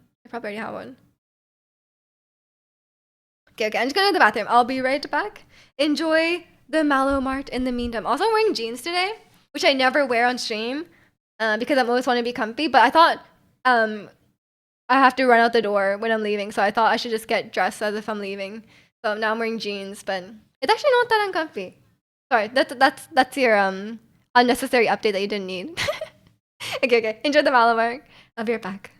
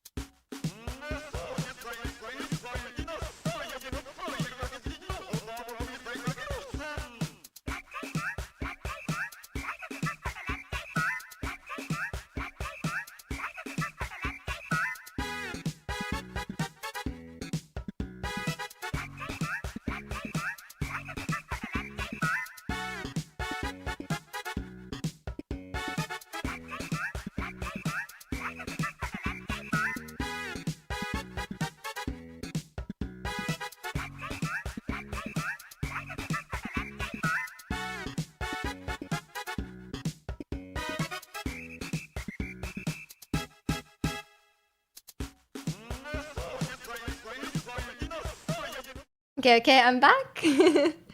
um, Norway basically created salmon sushi through marketing. The Japanese didn't really do salmon sushi before then. There's only one species of salmon you can eat raw, and it's from the Netherlands. Really? We got some very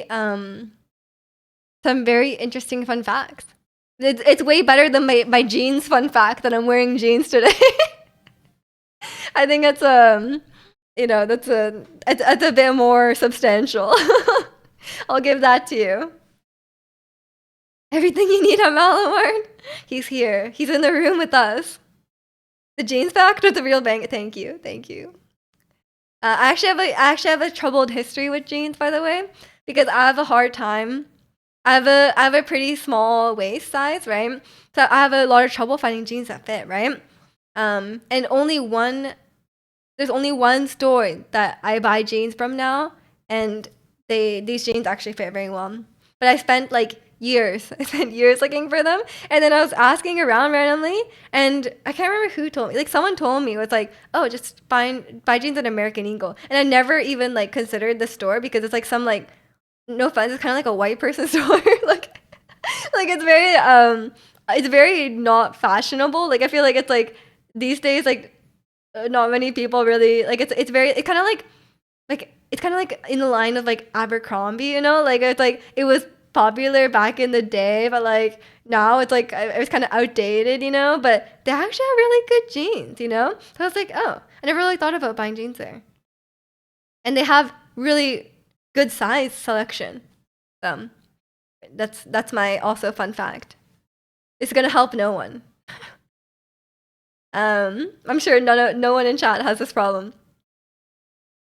Most salmon are a hybrid fish, meaning salt and freshwater. You can't eat freshwater fish raw because they carry parasites.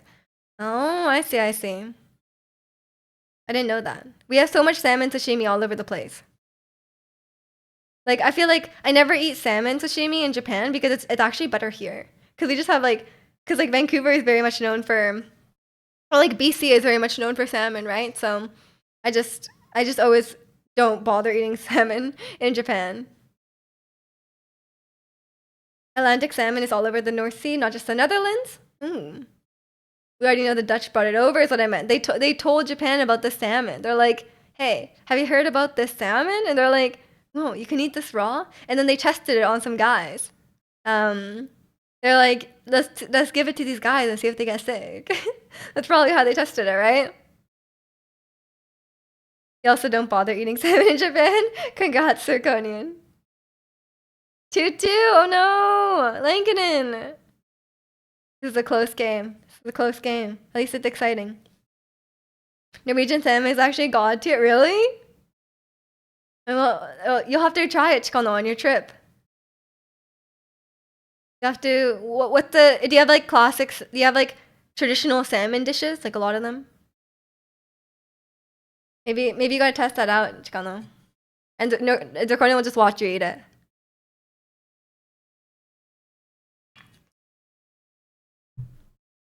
But we'll have to. It sucks for the first few people had to be the guinea pigs. Yeah, but I was wondering like how they.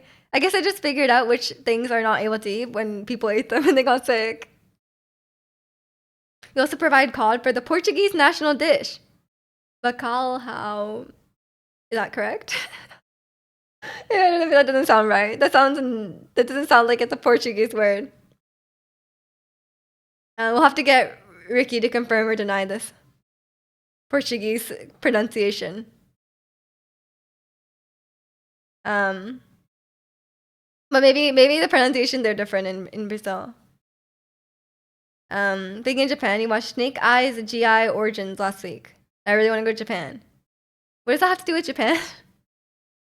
The dude has been going to the bathroom far too much. Let's not eat that. Yeah, that's definitely a way to go about it.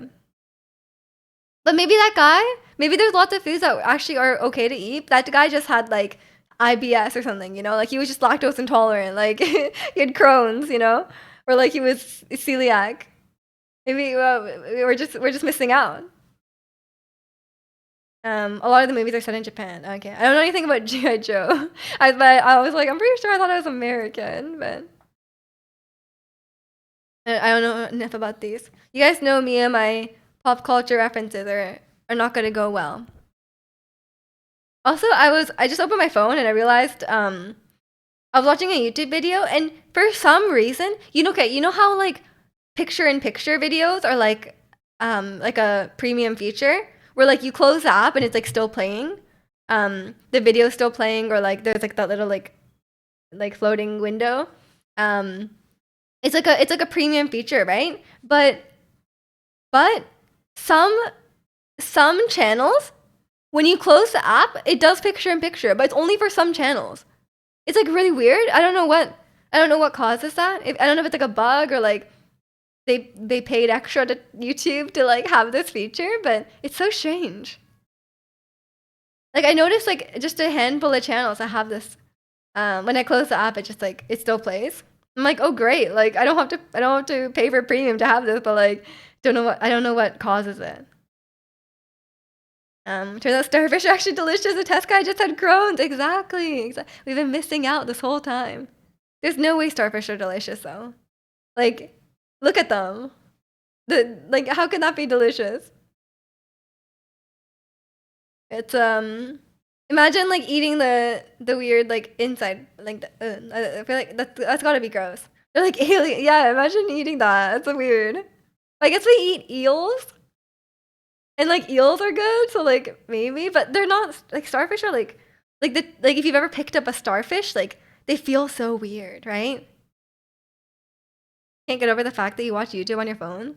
That's pretty normal, Ratsy. I don't think that's a crazy thing. Pretty sure lots of us watch YouTube on our phone. Any mobile YouTube watchers? Yeah, like what if you're not at your computer? How are you gonna watch YouTube? I'm constantly watching YouTube on my phone. Brushing my teeth, watching YouTube on my phone. In the shower, watching YouTube on my phone. Okay, maybe I watch YouTube too much, but just saying. How are you gonna watch YouTube in the shower, Ratsy? You're gonna be alone with your thoughts for like 10 minutes while you're in the shower? No. Have you heard of screen time? No.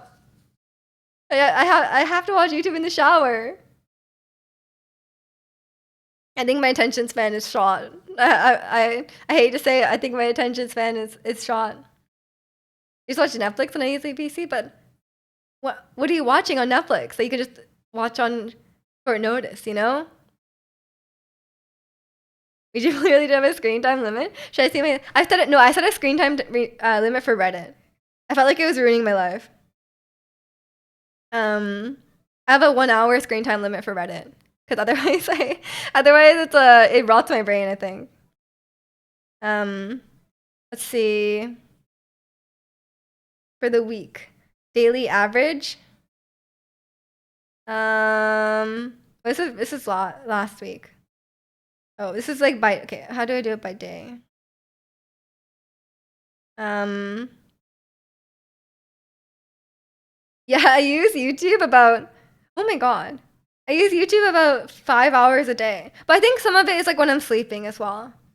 Like I use YouTube like 2 to 5 hours a day, but this day was 6 hours. But I think a lot of it is at nighttime, because first I have like 3 hours from like 11 p.m. to like 2 a.m. So I think it's like I think it's a lot of YouTube just playing like when I'm falling asleep. The Office of Brooklyn Nine-Nine. I mean, fair enough. But I like watching YouTube videos. Um, often do you hit the limit? Every day it's a Draconian. No, not every day. Every day where I'm working. Every day when I'm working, I definitely hit the limit. On days when I'm like going out and doing stuff, I don't tend to hit the limit. But if I'm working, yeah, I hit the limit. Do you follow personal finance like smart people? Yeah, I love personal finance. I deleted the app again. I deleted the app again because I was reading too much Reddit, and it keeps showing me like weird like relationship drama Reddits, and like it kind of rots my brain, you know. So or like it makes me have a terrible view of the world. I'm like, wow, people suck, you know, like. So I stopped reading that, and now I just go on Vancouver Reddit and I go on personal finance Reddits. And maybe like some game Reddits if I feel like reading something about like, oh, the new Genshin update or something. Welcome in, Maroon. Hope you're doing well today. Or that is Persona finance. Yeah, just managing your resources in Persona. And welcome back, Maestro. You're down to 1 hour a day of Pogo because of being poorly and waiting for the next season of Pogo. Do they have seasons of Pogo? Like PvP seasons, I guess? Your phone times average last week was 1 hour and 47 minutes. 3 hours with Netflix. Netflix was 2.5 hours per day. 2 hours of Netflix a day or for the week? Because those are very different numbers. I'm doing good, Maroon. Every 3 months is a new season with new spawns and PvP balance changes. That's you're on that multiplayer game grind, the PvP sweat grind, you know? It's supposed to be a fun game where you go outside and walk around. But at least you are still going outside and walking around, you know, it's fine. For the week. Oh, that's fine for the week. If you did 2.5 hours on Reddit a day, I would be like, you should be concerned, you know? Because I've had those weeks where I've had that much Reddit screen time per day, and yeah, you don't want to be that Reddit guy, you know? Bibarel, the evolution of Bidoof, looks exciting next season. Oh no, we've lost him. Is Jack finally getting his good Pokemon back in Pogo? Oh, the evolution trade? No, you can't get it back. Like when you can only trade once in Pogo. Like each Pokemon can only be traded once for some reason. So it's just in my dead account forever. So my account that I don't use. So I just it's just how it works. I was actually, speaking of Pokemon, I was just watching a video of Pokemon this morning about Pokemon Brilliant Diamond, Shining Pearl, and they were talking about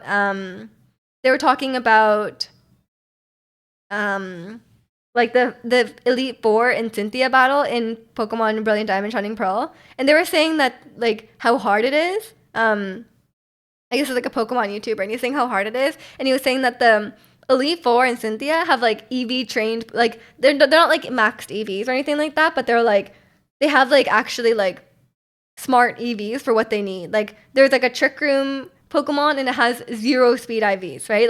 That's kind of like the level of Pokemon they have. So they have like somewhat competitively trained Pokemon, and then they were saying like it's like a really weird like difficulty spike, you know, like the rest of the game are just like it's just like normal casual Pokemon, you know, like no one's trained or anything like that. And then suddenly the Elite Four has like they have like EV trained, and they have like they have the right ability, they have like the hidden ability, and I was like, bro, like I beat it first shot, like I don't know what to tell you, man. Like I'm just that good, I guess. I've yet to lose the Elite Four in the champion. To be fair, that guy said he was like playing. What did he say? He was playing like set mode, and he was using no healing items. So it's like, I guess if you're using no healing items, and you're trying to go to the Elite Four and the champion. I guess maybe I don't know if he healed in between. I'm guessing he healed in between, because that'd be like kind of crazy. But I guess if he was having trouble with his own restrictions, he was hoarding healing. I think he just wasn't using any potions in battle. I'm not sure. But like maybe that's why he was having trouble, because like it was if you spam potions, you can get through anything, but I guess a lot of people don't necessarily want to do that. And he was like talking about his experience when he played Pokemon Diamond as a kid, and he was like, "Oh yeah, I just got through by spamming potions." I was like, "Bro, you had the strategy. Like you knew how to beat the game when you were a kid. Come on." What's the guy's thought on Max Survives? I don't think he's a hoarder. I think he just wanted to have a more difficult game. And welcome in, Merkle.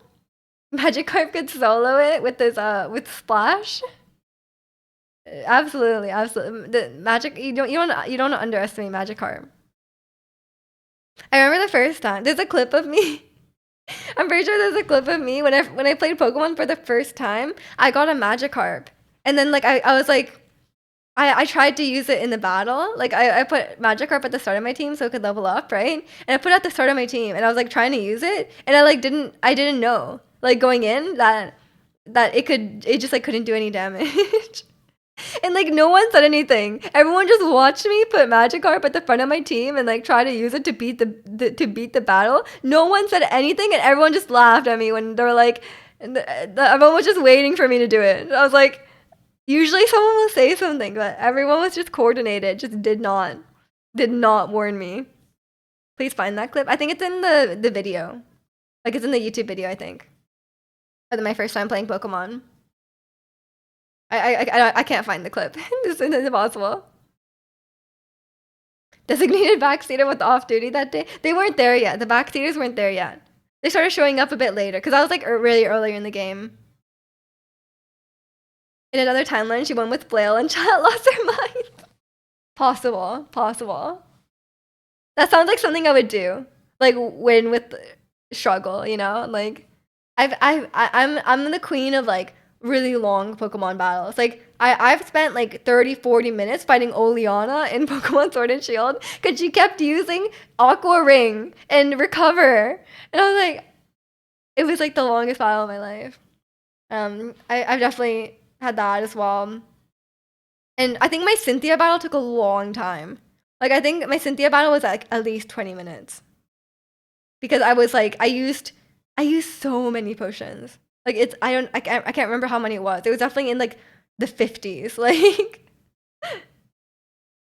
the last YouTube update on Discord was March 9th, 2023. That sounds about right, Ratsu. Potion Queen versus Aqua Ring. It was a battle of attrition. And I won. But it doesn't feel good to have my own stuff used against me. Like when Cynthia used that full restore, I was so upset. I was like, how dare you use a full restore? And that's after me using like 16 revives. I'm like, Cynthia, you can't use a full restore. We need more YouTube content. Well, if you want to edit it for me, Ratsu, you can. I can do it, but you gotta edit it for me. I think we're talking about the Misha Potion era. Yeah, because I was just watching a video about Pokemon Brilliant Diamond, Shining Pearl. And someone was saying that the person was saying that the Elite Four are like EV trained and they have like abilities, even hidden abilities. I was like, that's crazy. I'm just so good at Pokemon. Crazy. But yeah, welcome in, protagonist. I remember we got what was it? We got 3 friendship saves in a row. Like, you know where it's like your Pokemon avoided the move with your shout? Like that, we got 3 of those in a row. That's how I beat Cynthia. It was actually a crazy battle. I love fighting Cynthia. You can't edit videos? Well, too bad then, Ranty. There's gonna be no YouTube content for you.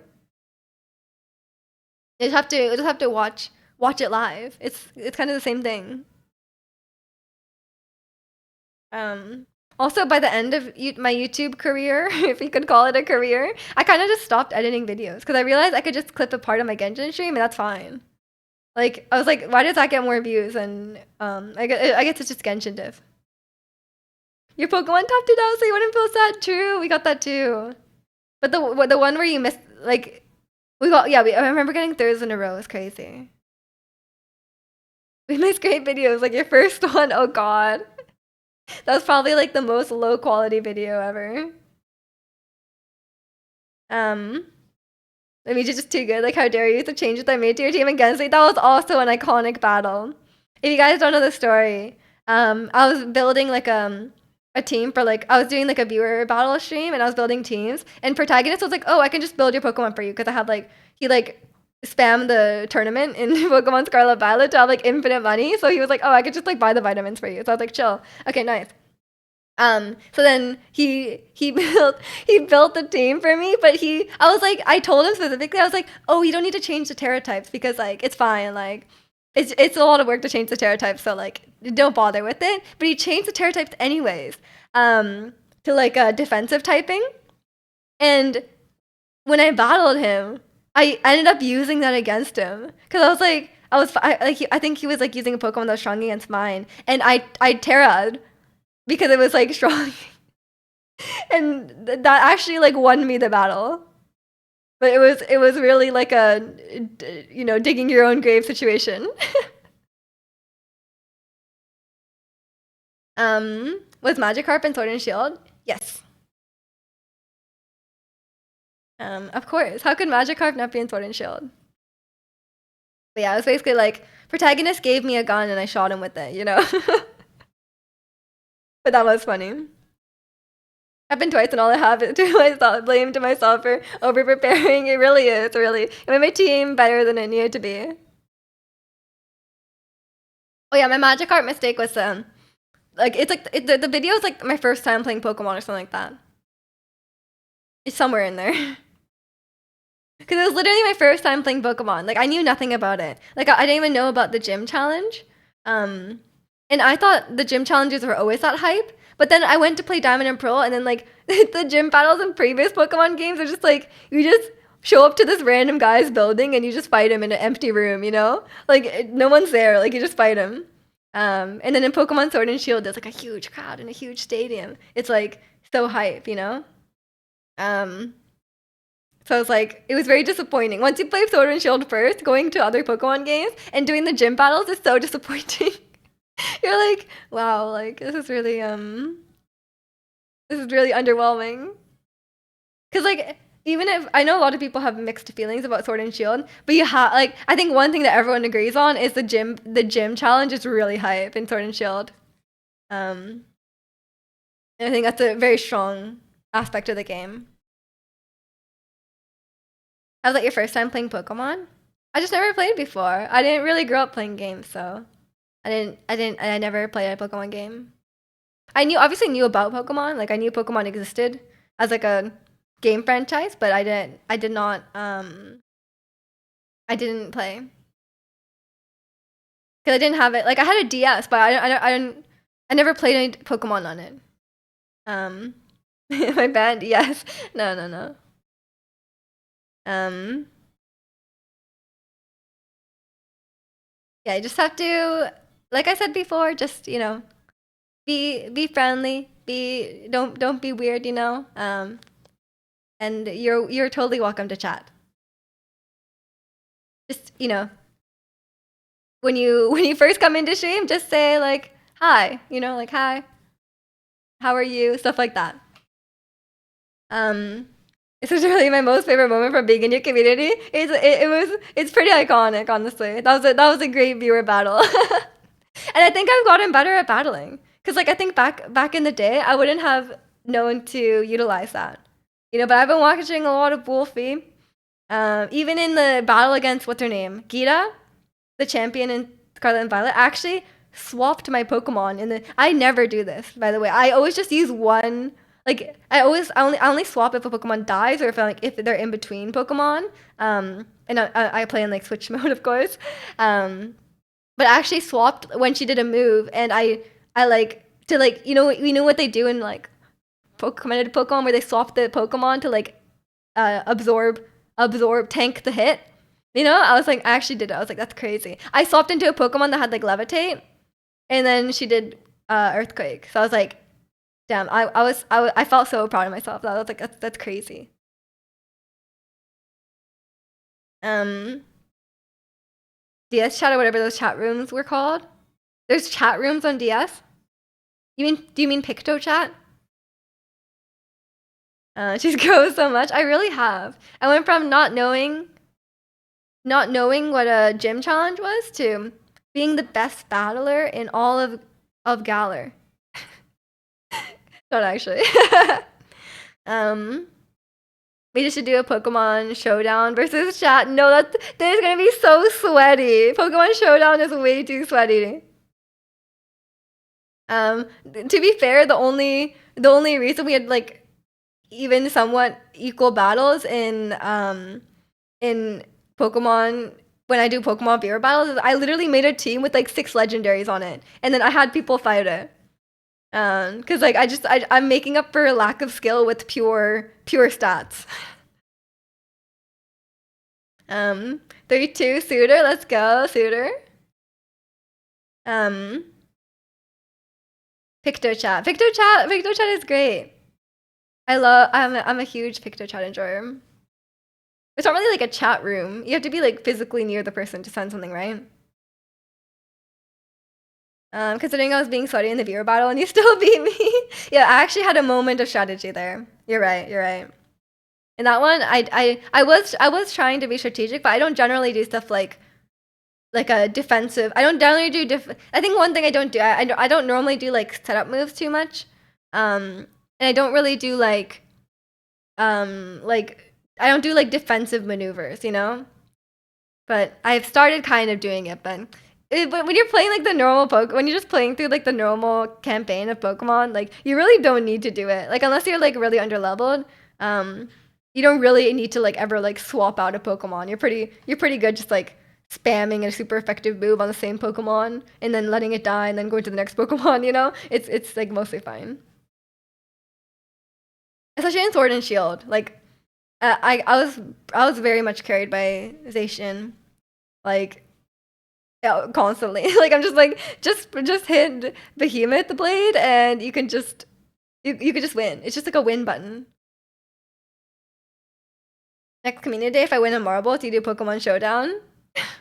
No, you can join the next viewer battle, Ratzi. Do you have any Switch games, Pokemon games on Switch? Because last time I did Scarlet Violet, but maybe you didn't have it. Pokemon with defensive maneuvers. Yeah, like if you like swap out a Pokemon to tank a hit, or like I don't know, like substitute or like there's lots of moves that are like defensive, right?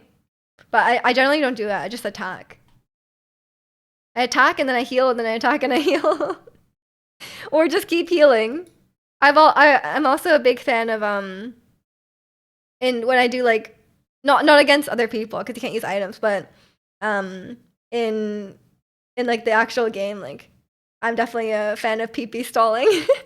I'm almost asking chat. I'm like, how many moves does Earthquake have? And if it's like less than 15, I'm like, bet it's time. I'm gonna run it down. You know, not run it down, I guess, but like, I'm just gonna keep reviving until it's gone. That's a favorite strategy. That's why my Pokemon battles take so long. If it's less than 15, it is stallable. You have Sword and Shield. I like Sword and Shield better. I think I played. We did the battles in Scarlet Violet at the time because it was new. It was new. Um, but I think if we do it again, we might do Sword and Shield. But who knows? You just full attack in Pokemon. Eventually, you win. Yeah, it depends on the situation, but sometimes. But Cynthia was tough. She was tough, but we were pretty underleveled. Like I think I was like 5 to 10 levels under her because I don't. You guys know I hate grinding. You guys know I avoid every trainer possible. So it was definitely tough, and we were definitely that 3 friendship in a row was crazy. That was a clutch moment, I think. And we did use just a lot of revives. We used an insane amount of revives against Cynthia. Just throw money at the problem. Exactly, exactly. I just grind out some money and then you can buy as many revives as you want, you know?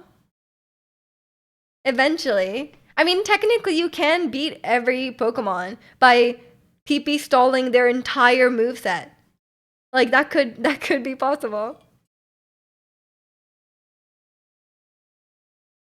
Meet boy's trainer battle she does going outside.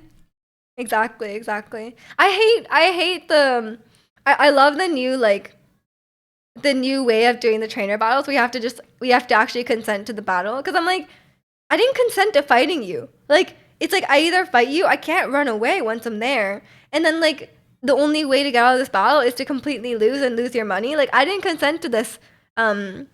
Like this that's very unsportsmanlike. You know, like I feel like in Scarlet and Violet, you have to go up to them and you have to say, "Hey, yes, I want to battle," and then you battle. That makes so much more sense. Imagine you're some 10-year-old wandering around with your Pokemon, and some adult comes up to you and you're like, "You have to battle. You cannot run away.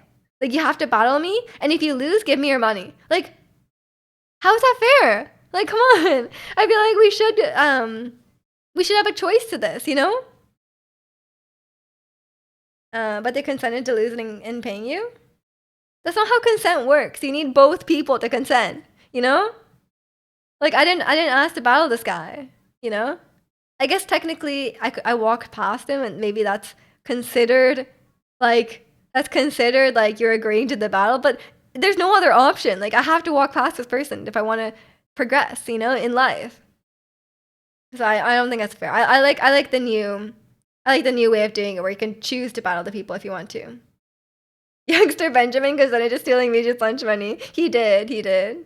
Your walking by was aggressive. Fair enough, fair enough. I walked by and I was like threatening, and they're like, I have to battle this person. They saw me with my massive backpack full of 40 revives and 60 super potions, and they were like, that person's too aggressive. They saw it. They saw it. The inconvenience of old game design at its finest. Exactly, exactly. I think a lot of people will defend it because it's nostalgic, but you have to admit, like having the choice to battle is kind of better. Like if you want to battle every trainer you see, you can. But if you don't want to, you don't have to. You know, like I think having the choice is always better. You know, not for everything, but like for many things. And then like I like the random encounters are also like a function of the old game design, you know? Like they're like it's because they couldn't render the Pokemon in the overworld, so they just had to be in the grass, you know? Um it's just how things came to be. But it's I don't like a lot. Like you guys know, like I am very much not a fan of the older Pokemon games. Like there's a lot of inconveniences in older games. I'm like, especially playing Brilliant Diamond Shining Pearl, because like there was like really they really just copied the old games. You know, like they they didn't include any of the improvements of the newest games. So then, oh my god, I was watching like I said, I was watching a video about BDSP earlier, and they were talking about the following Pokemon, and in Let's Go, what's this? The Ekans, the snake Pokemon, like slithers behind you like a snake. And and in BDSP, you know how Ekans like he normally looks like curled up. Wait, I'll show you. In the Pokedex entry, he looks like this, right? He's like curled up, and he just slides along. He just slides along, still curled up. He like stays in this like clump, and then he just moves like this. I was like, oh my god, that is like the most like representative thing about how low quality BDSP was. Like, that's so terrible. Or it's like the animations in Pokemon Sword and Shield where like Zacian and Zamazenta just like the PNGs just like spin. Like they're like trying to turn around, they're like walking like this and then they just like spin as if they're on like a swivel, you know? Red and blue are so inconvenient. I mean, red and blue, it's like, can you really blame it though? But yeah, it's I don't support keeping those features when we don't have to. When people defend it, it's like, oh, this is good game design. It's like, no, it wasn't good game design. They just weren't physically, technologically capable of making anything different, you know? I used to beat to pick up, what? The first beat shouldn't be in the sentence, okay? I was like, what am I reading? I used to pick up both copies of Pokemon in New York City at Christmas and beat one driving down to Florida for March break and the other on the way home. That's dedication, Matty. That's cute. That's cute. I think that's fun. I'm glad you had a great time with that as a kid. Yeah, I don't have these. I think it's also like, for me, I'm approaching the Pokemon games with zero nostalgia, right? Like I didn't play a Pokemon game till I was like 22, right? So like I have actually zero nostalgia. So like when I'm looking at all these like annoying like quality of life issues and stuff like that, like I don't have like, oh, like, you know, a lot of people like won't even like might not even like think about these things, but for me it's like I'm like, oh, why is it this way? When a lot of times it's like, oh, it's always been that way. But if you just come into it now, it's like it doesn't really make a lot of sense, and it just feels like an inconvenience to play. So I think as much as as much as I do agree that I'm sure a lot of the older Pokemon games are very good, um, I think just going back now would be tough, and it might not be an enjoyable experience. It would be like there might be a lot of enjoyable things about it, but it would be frustrating. One time your mom's punishment was that you had to play your Game Boy DS. Your mom's punishment was you had to play, or like you couldn't play. Imagine imagine a punishment where you have to play video games. That's not a punishment. You had to play. How is that a punishment? What do you mean? Usually the video games get taken away. You had to play? You just didn't want to? How does that work? I don't know. You weren't gonna ask how? Was she joking? Maybe she was just joking around. What did you get in trouble for? What did you do? Did you do something bad?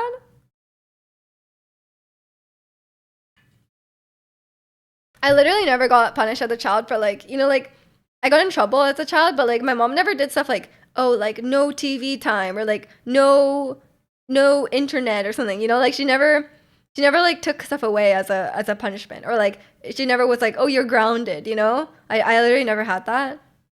I just got like I just get like in trouble. Like I just get like lectured or something. You were given that, it was hell. I know. I think it's a pretty common punishment. I don't know why my mom never did that. I guess she just didn't believe in it. Or maybe I was just a good kid. I was just like an angel. Probably complaining about sightseeing, so there's taking away from your Pokemon time. So her solution to that was making more Pokemon time? Your mom has some flawed logic there, Ratsy, but if you got some good Pokemon gameplay out of it, then I guess we can't complain. That does not make a lot of sense to me, though.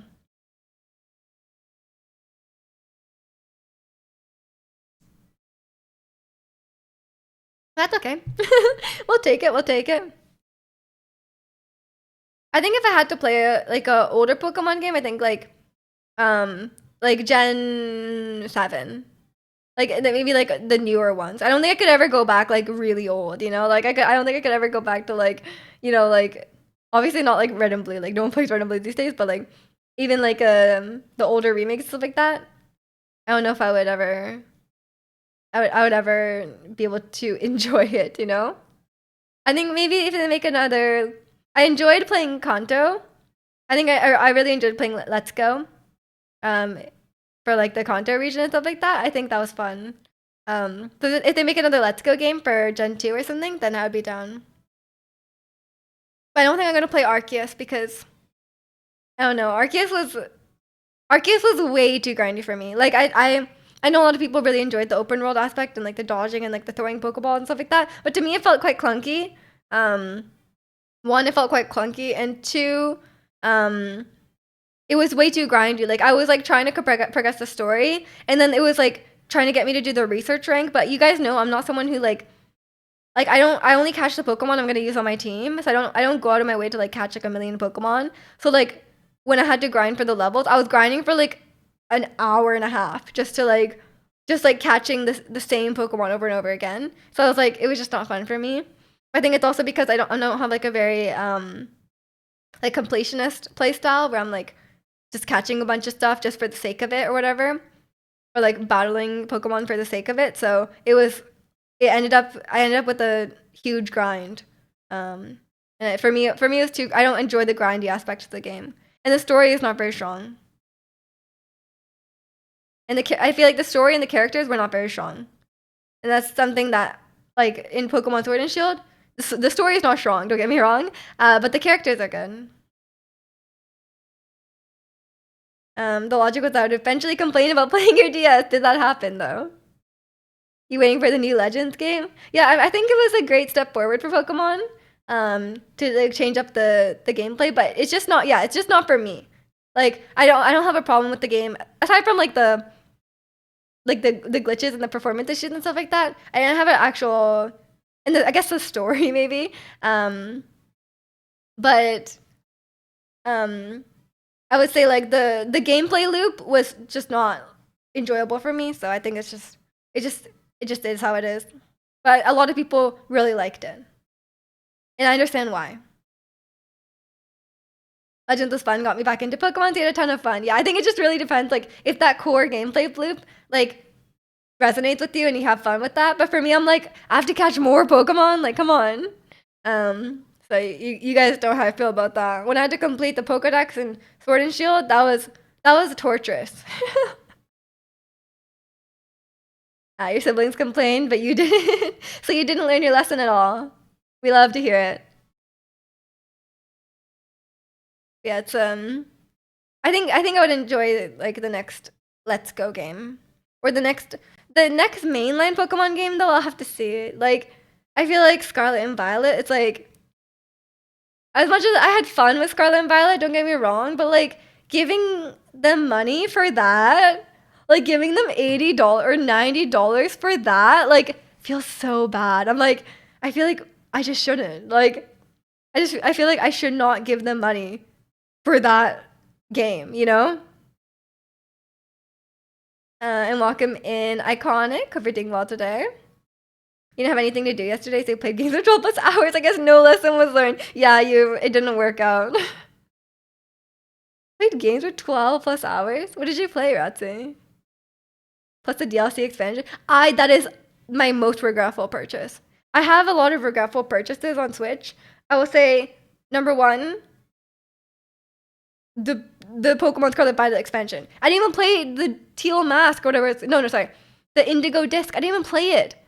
And it was $45. That's an expensive DLC. Like Crown Tundra and Aloe Armor, great deal. Like $30 for both. So much content. But like $45? Too expensive. I really regret that. Number 2, Pokemon Snap. Great game, but I hated it. Number 3, BDSP. Sorry, I think they're all Pokemon. They're regrets spending money on this. You're redownloading Quake. Oh no, it's starting. Black Ops 6. Oh, it's okay, Ratsi. 12 hours of Black Ops 6. You had a feeling you wouldn't like Indigo Disc. I didn't even start it, man. Like I played the Teal Mask and I was like, really, that's it? Because like I was just so disappointed. Like there was a few hours of content for half of the $45. Unless somehow the Indigo Disc is like most of that price somehow. Not worth it. I mean, I got my Matcha Gotcha Pokemon, Sinistra. Love Sinistra, don't get me wrong, but I could have just had someone trade it to me, you know? I didn't need to pay $45 to get Sinistra. And Ogerpon. Like, I don't really care about Ogerpon. I did end up using him on my team, I think, but on my Pokemon Battle Stream, I could have just used someone else.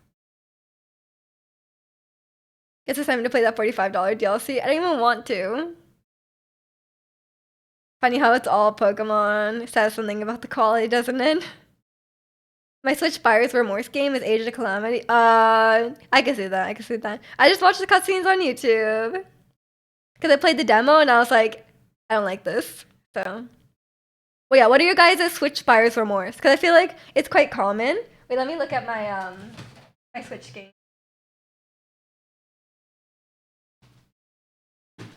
They're here.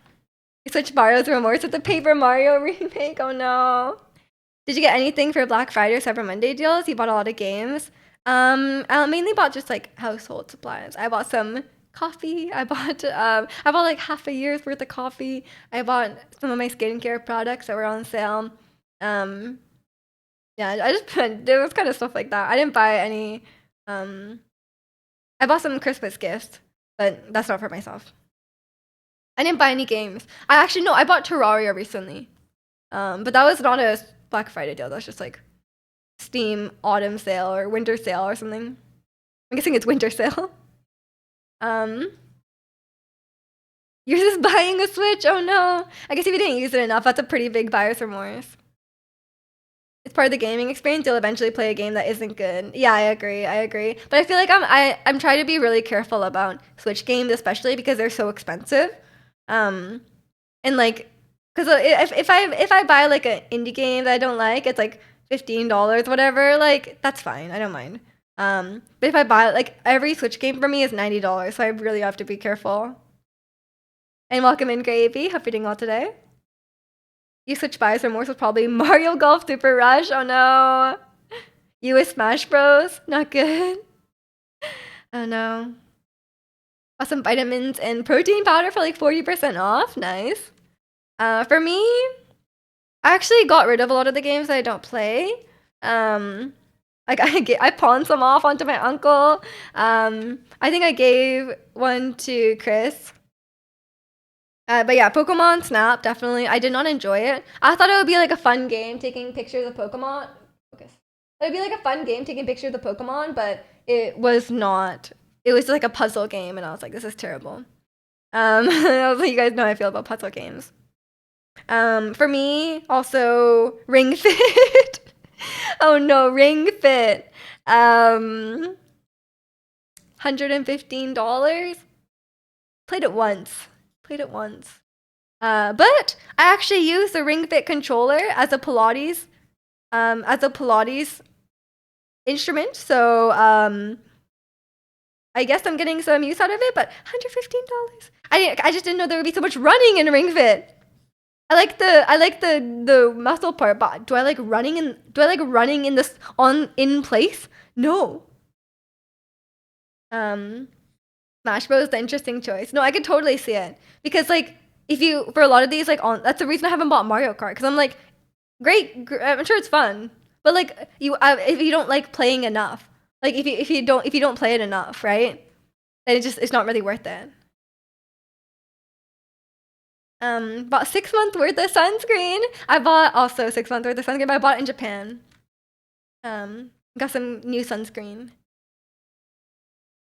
Love a good skincare. Always wear sunscreen. Pokemon Snap was never good. People just played the original when they were 5 and thought it was a masterpiece.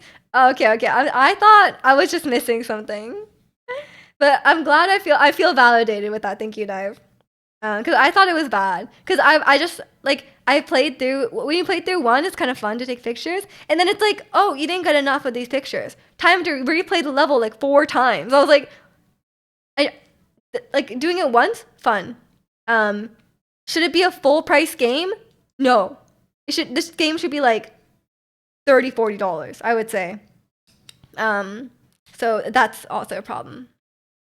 Yeah, they make you replay the level over and over. They're like, you didn't get enough different poses of the Piplup. You need to try again. I'm like, oh, please leave me alone.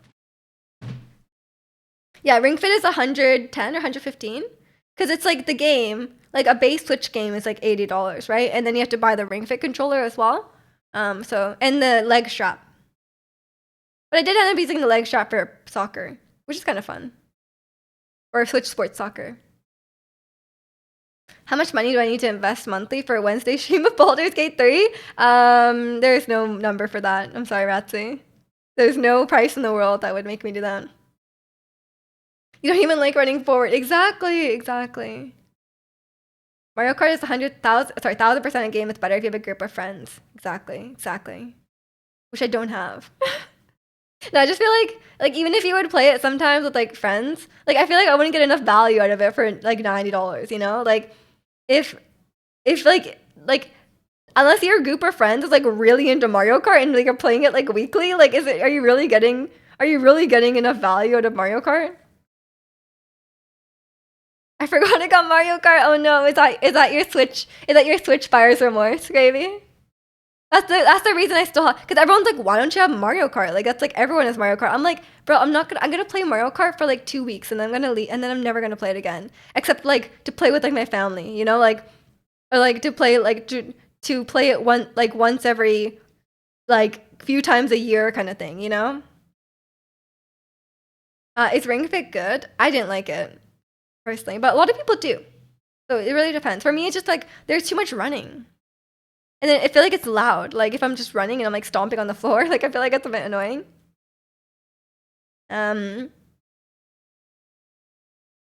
I remember it's 3-3. Oh no. Wait, is it third period?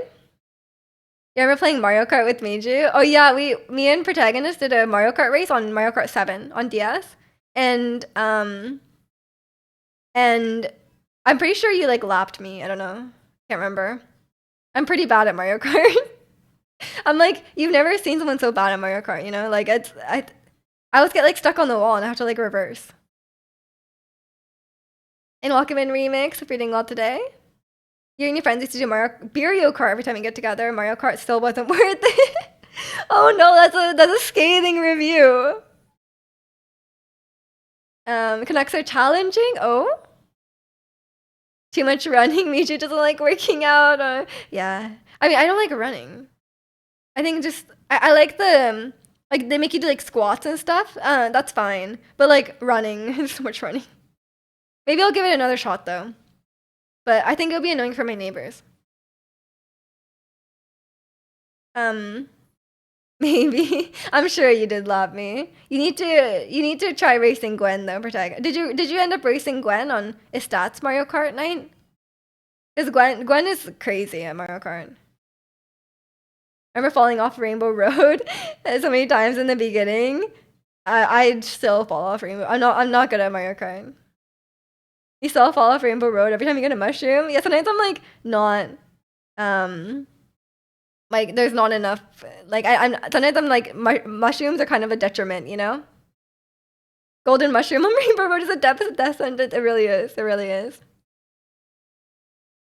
Bad at League, bad at Mario Kart, bad at Pokemon. Well, I'm not that bad at Pokemon. I would say I'm average. I'm probably better than like the 10-year-olds that play, you know? Is there a game you're cracked at?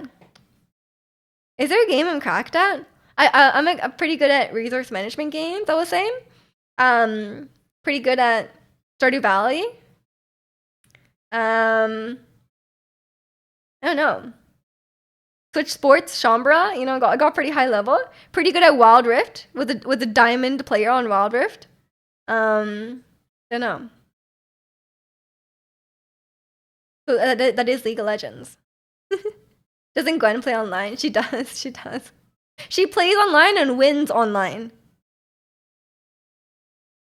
The goal stands, so they have a power play again. Oh no, it's not going well.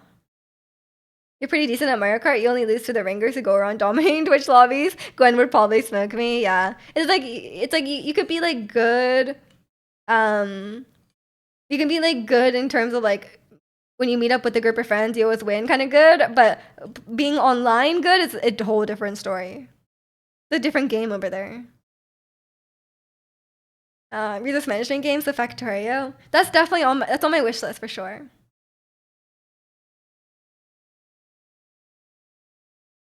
But it's kind of expensive. It's like $50. So if it goes like, I don't know how cheap it goes, but if it goes down in price, then I might buy it.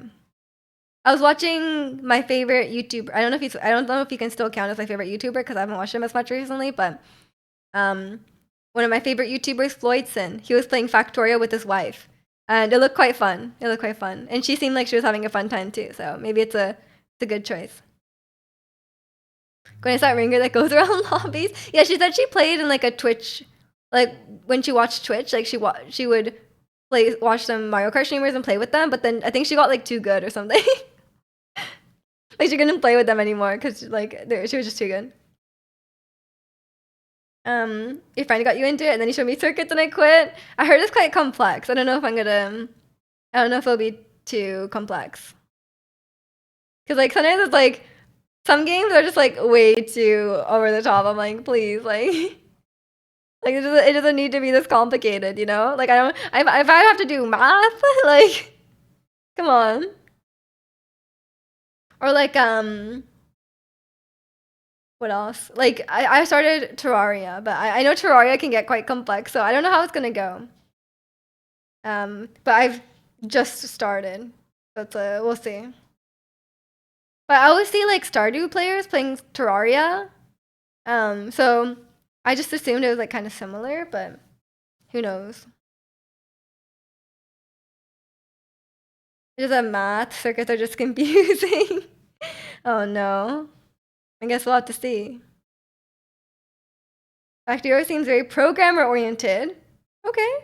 Or engineer, I guess. Like you need to have a certain brain chemistry to really get into it. I mean, I am a programmer, so maybe Factorial will work for me. Who knows? Okay, Maestro, let's watch the clip. Let's find a good clip. There's so many garbage clips recently. Sorry, where do you guys? I want to see the There's no Pokemon there. Is it in the rock? It's in the rock, isn't it? It's in the rock. It's in the rock. Oh, it clipped out. It was out of bounds when it clipped in, didn't it? That's a Scarlet and Violet moment if we've ever seen one. There's no way. This is Scarlet. I don't know. Just not gonna question. Okay, take care, Angel. Cool. Thanks for hanging out. See you later. You mean cringe clips? What? They're not cringe. Do you think they're cringe, Maestro? I have a pretty high tolerance for cringe, actually. Like I think I'm a pretty cringy person anyway. So like, I don't cringe very easily. I just have very little shame. Like anything that like people are like, wow, that must be embarrassing. I'm like, that's not embarrassing. Like, there's it takes a lot to embarrass me, you know. Like I think it would something really bad would have to happen for me to be embarrassed. I think that's a good thing. I think that's a good character trait to have because you don't have too much shame, you know? Like there's no need. Just like I don't know. That you really cringe easily? No, I don't think so. I don't think so. I mean, I can laugh at people, but like it's not like cringe. Like I feel like I never get that like secondhand cringe, like watching someone and being like, oh, like that's like you know, some people feel it like personally, like they cringe themselves. Like I don't. I'm like, I just like, you know, I don't feel anything. I don't know if I have like no empathy or something, but like I just don't feel anything. You get overloaded with secondhand cringe. Oh no. Do you feel secondhand cringe watching me? You could be sarcastic sometimes. I don't think it's similar to cringe though. Like that's like I feel like it's a separate thing. 3-4. Oh no. Is it third period? Like how much time is left? Maybe they still have a chance. But it's not. It doesn't seem like 15 minutes. Oh, that's lots of time. That's like almost the entire third period left. There's so much time. Yeah, I just don't cringe at anything. I feel like even if I do something very like embarrassing, like it's like there's like if something happens and it's like an accident, I feel like there's no need to be embarrassed about it, you know? And I feel like, you know, other people aren't paying attention to you as much as you think, you know? Obviously when I'm streaming, like I guess this doesn't really apply, but like in a normal everyday situation, like I don't really think like anyone's like looking at me or like judging me, you know? Like if I messed up or like if I fall or something, like I don't think like okay, maybe not fall, but that's probably a bad example. It's not really like cringe. But like if I like something embarrassing happens to me, like I feel like no one's gonna remember that. Like no one's paying attention, you know? Cause like when do you remember the last time like someone around you like in person was like cringy? Like I don't really remember. Not really. You do feel when the just shadows come in have an obvious lack of socialization. I mean, is that? I guess it's a bit cringe. Yeah, I guess you could describe it, but I don't like feel secondhand cringe for them. I just, you know, want them to leave. You know. um, but I think for me, it's like I feel like I'm just numb to it. I just see it. I'm like, if it's bad enough, bad. If it's not that bad, then maybe just delete it and be like, hey, try again. Like try coming in. That's why I usually tell people like if they come in and they're like, if they say something kind of weird when they first come in, but it's not like so weird that I want to ban them. Like I think, like then I usually just tell them like Maybe just try a normal greeting. And then if they come back and just say like hi, then I'm like, there you go. That's all you had to do.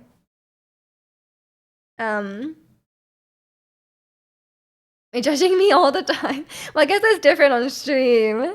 Because in this situation, people are paying attention to me. If I do something embarrassing, you guys will all see it. Judging by the band, once complimenting me, just look right. The rip is a bold choice. You tried twice. I think you should just call it a day. But yeah, I think it's like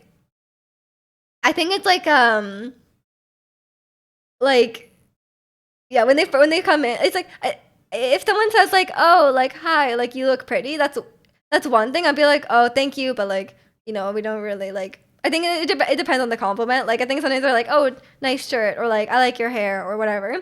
That kind of stuff is fine. But sometimes people come in like way too strong. Like some people are like, oh my god, like you're the most beautiful person I've ever seen. Wow, I am gonna faint from your beauty. You know, like if you come in like that, like I'm like, bro, that's chill out. Like you need to dial it back like 1,000. You know, like I think like anything that could be kind of like a friendly, you know, like it's like anything that could be like a friendly thing is fine. But like the like some people like they're like way off base. I'm like, bro. When Cheddar keeps coming and asking if they're banned, I tried to explain to them twice now, but I'm not sure if they understand. Too crazy, yeah. Sometimes you see a comment, you're like, okay, dude, like, in what? Like, I don't understand what people like that are thinking. Like, I'm like, when you come into a stream and you say something like that, like, what are you expecting? For me to be like, oh my gosh, thank you, let's get married. Like, what are they expecting? Like I guess they just want me to be like to like accept the compliment and then they're happy with that or something? Or do they think they're gonna get like a relationship out of it? Like do they think they're gonna get something out of it? Or like I don't really understand what the goal is, you know? Or they just like they're thinking it and they just have no filter, they have to say it? You know? Like I don't know. Okay, where's the one who keeps going, sorry, no money. But I think we banned that person because they kept saying the same thing. Because I feel like if I explained them something, they didn't really understand. I guess she were to propose to me by telling them they look cute right away. Apparently, that's the book they've been reading from. Yeah, it's I don't really understand what goes through their minds. Like sometimes people just like are chatting normally most of the time, and then they like say something weird once in a while. But then like yeah, the people who just come in like first message, like do you think those people like go up to someone on the street and say that? Like that's the same thing, right? Like I'm a complete stranger, we've never spoken, and if the first message is like something so strange, it's like really like that's not a way to that's not an introduction message, you know? You're gonna try that on a stat? I'm not sure if you will like it, Ratsy. You're the opposite. You never compliment. I think it's better. I think it's better. Cause like for me, I have a hard time like, or not. I don't have a hard time, but like sometimes people are kind of borderline. You know, like sometimes people are giving compliments, but they're like, you're like it's not like crossing the line, but it's like, and not sure about that one. You know, I think the only compliments that I will accept on stream is like compliments on like but if it's like what am I trying to say? If it's like stuff about like not I would okay, I would say general rule of thumb, complimenting someone in like a platonic professional sense, someone you don't really know well, I would say stick to things that they chose themselves. So like do not compliment them on like their looks, like something that they have no control. Okay, I guess they have some control over, but like stuff that is like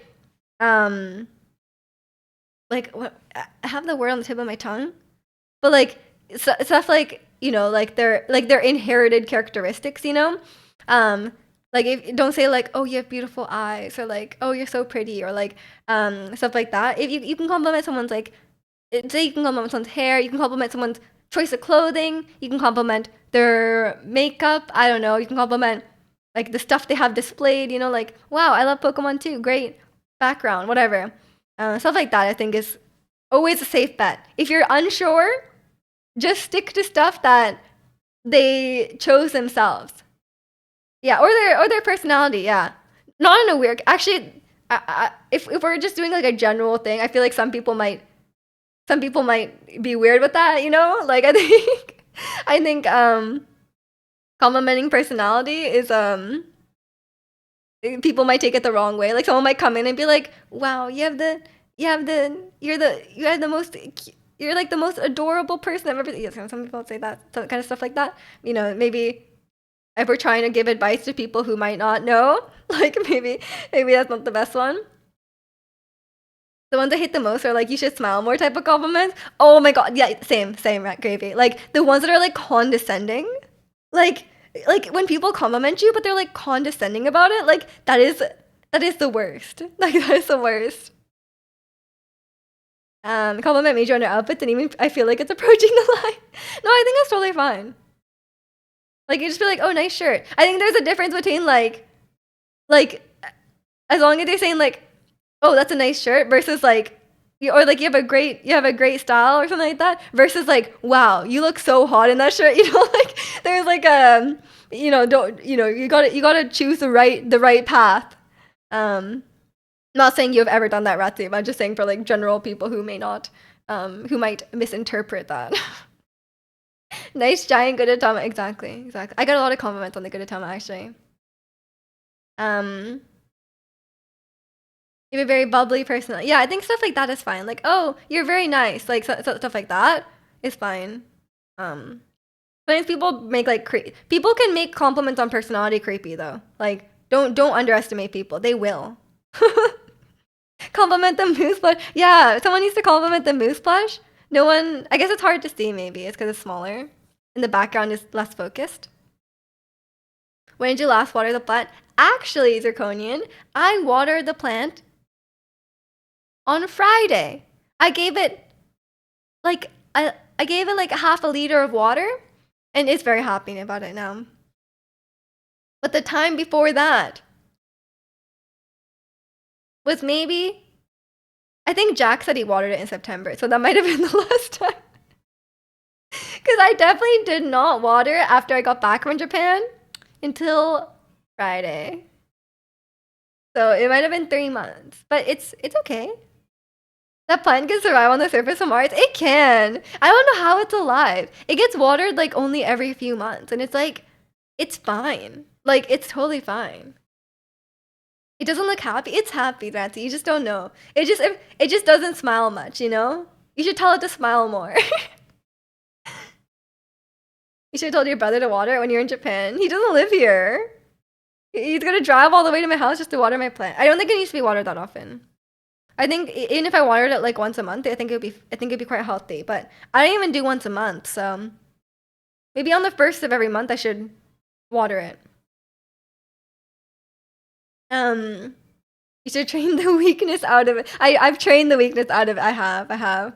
It's really an alpha plant, you know? It has a strong mental. He could take Luca on a walk over. That would be like a 5-hour walk, Ratsi. I don't think it's gonna happen. But yeah, I think the plant is fine without water for a couple weeks. I'll water it before I leave again, maybe. That might be too much water. I don't know. But I think if I water it every month or two, it's probably fine. Bro can't go 5 hours without Valorant. Exact. Actually, when he was watching Luca, he couldn't play Valorant because he every time like Luca needs someone like downstairs with him because like he'll hang out upstairs with my brother for like like when I was there as well, like I was streaming from his room, right? And I could stream for like 2 hours max before Luca starts whining. He's upset. He's like, you're sitting there on the computer. I'm here on the bed. Like I'm bored. Like I'm lonely. I'm bored. You know, like Luca's very high maintenance. So like my brother couldn't really play on his computer, so he went downstairs and he brought his piano downstairs. So he was like, I had nothing to do, so I was like, I brought the piano downstairs. I was playing piano. I was like watching TV. Like I couldn't play games. So he was actually not playing Valorant. I feel British. I was dog watching this week, and a dog likes to complain at night. Yeah, yeah, exactly. It's like you can't just degen and game all day. Like Luca's not happy with that. It was actually a big struggle when every time my dog sit as well. Because you really need someone like downstairs, like on the couch or something like that. Because like even if I'm like sitting at the computer desk, he gets a bit antsy. Like he wants to be a bit close to the door in case in case my mom comes home. He's like waiting, he doesn't want to be too far. He doesn't like being upstairs too much. Like he likes being like on the lower levels. Plus minus size the water outside at 1:30 a.m. is way better than the water inside. Yeah, yeah. Luca does something similar. He's just like randomly like, oh, I want to go now. Like dogs just have their own dogs just have their own stuff going on, you know?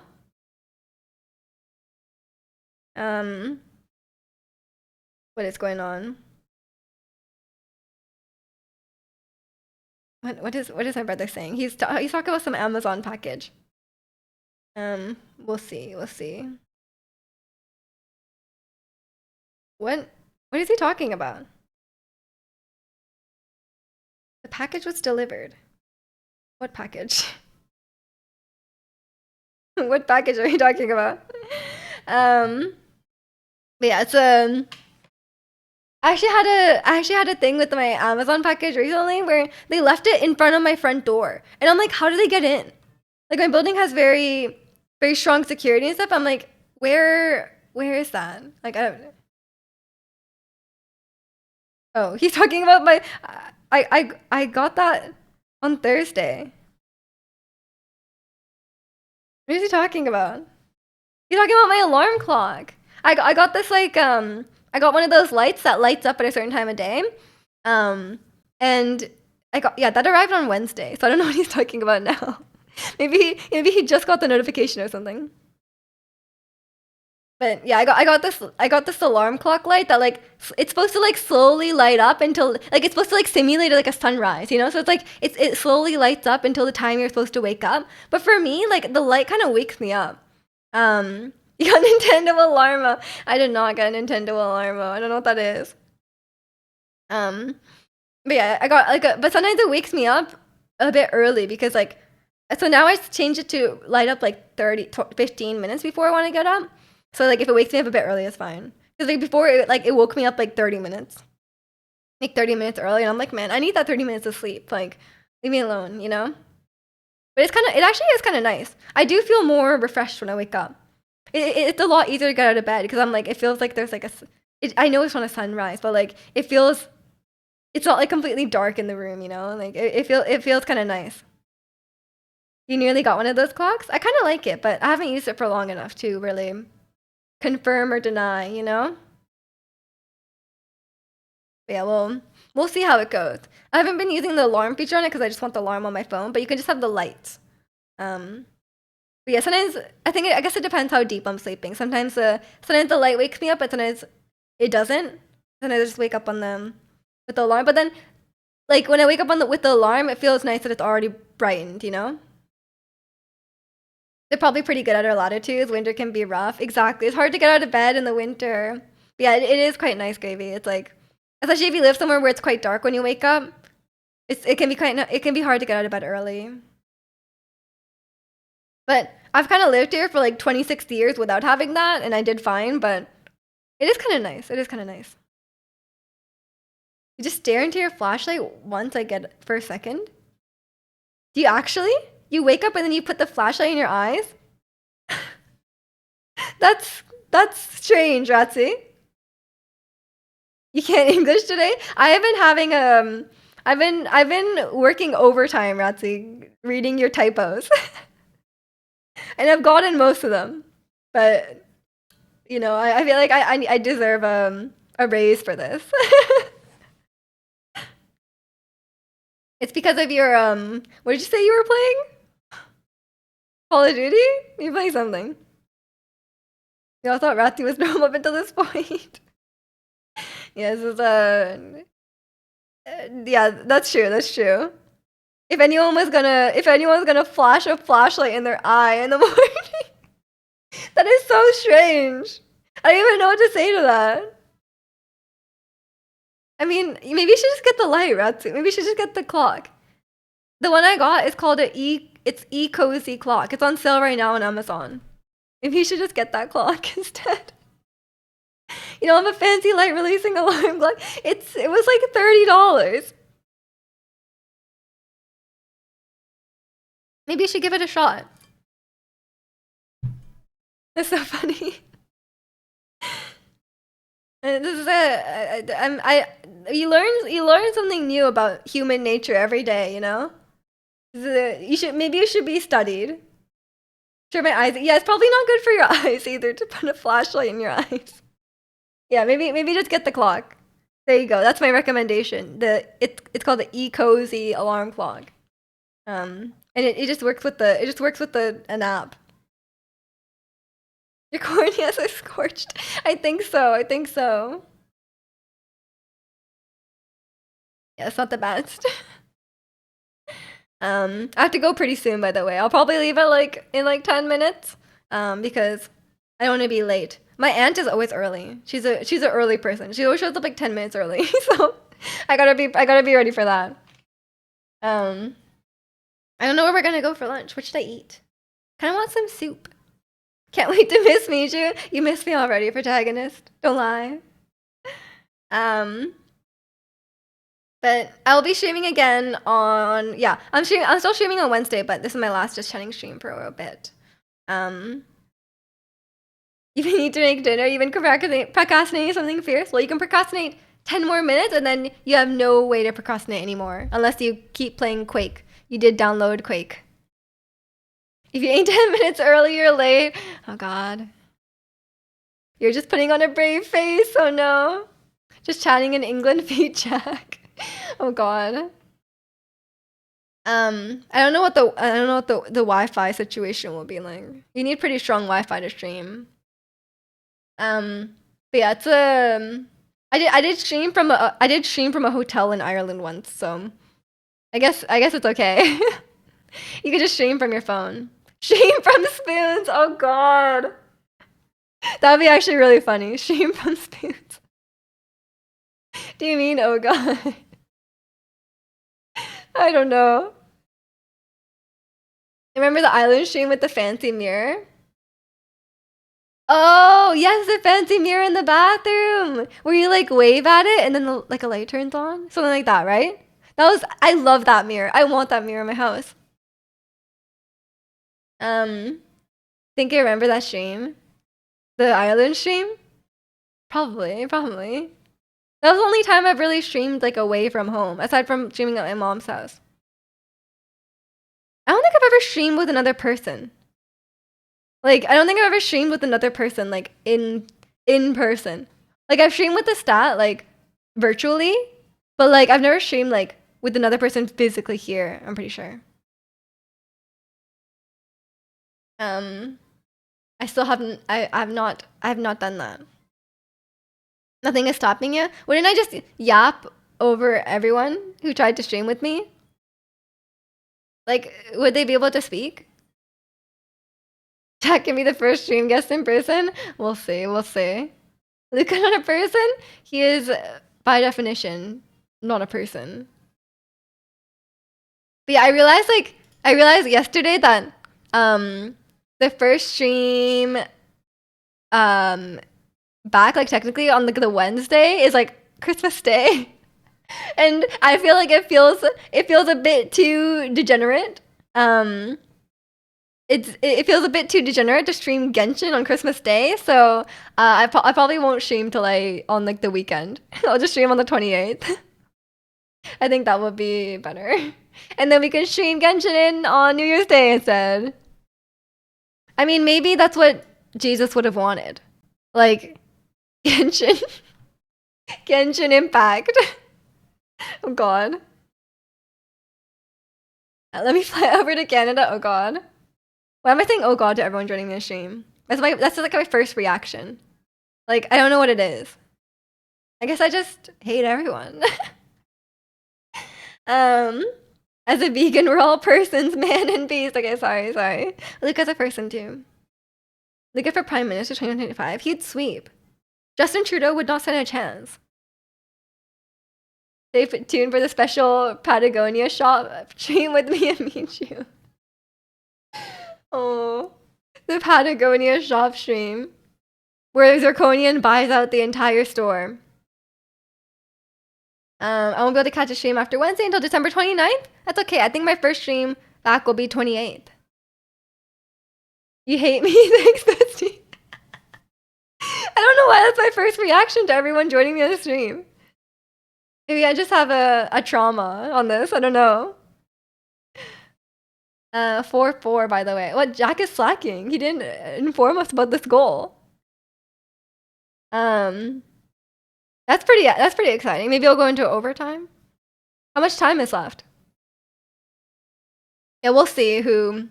If I ever, yeah, I never streamed with anyone before, so I guess I don't have any trauma.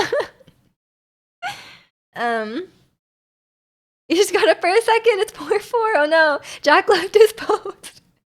He literally, the 1 second he got up, they scored. You're just ahead. Game is closer to Toronto. That's true. That always happens. Like I think that happened when we were at Whitecaps. Like I went to the bathroom and then they scored. But to be fair, the games are long, you know? And if you go to the bathroom during halftime, you have to line up for so long. So I'm like, I'm just gonna go in the middle. Cause I'm not waiting in that woman's bathroom line, okay? It's way too long. I think when I was at Canucks, I went to the bathroom like with like 10 seconds left. And then as I was leaving, the line for the bathroom was like 100 people. I was like, oh my god, I just missed this. I would have not been able to pee. They scored twice at Whitecaps when I went to the bathroom. That's crazy. I was just good luck. Oh no, that was bad luck. Never mind. I have a knack at long movies, going to the bathroom during important times. I don't usually go to the bathroom during a movie. I just go before, and then I just hold it. Because, like, I've never had a situation where I don't usually get a drink at the movie, so maybe that's why. We were winning 3-2, and then we were losing 4-3. Oh no. I guess a lot happened, and I missed a lot of the game. But that's okay. I didn't get to do the cheer. I love the Whitecaps chant. They say say the player's name. So if it's like Ryan Gold, they'd be like, goal scored by Ryan Gold, and then they say Ryan, and then everyone in the chat, not the chat. Oh my god, I'm such a degenerate. Everyone in the crowd. The Twitch brain rot. I need to get offline, guys. I need my vacation now. I've only been back for like 3 weeks. I need to get offline. But yeah, everyone in the audience goes like the announcer goes Ryan, and everyone goes Gold, and then he goes Ryan Gold, and then do it Ryan Gold, and then the guy says thank you, and then everyone in the chat says no, he's in the chat. Everyone in the audience says you're welcome, and I just think it's very fun. It's very polite. I have Twitch brain rot. It's too late.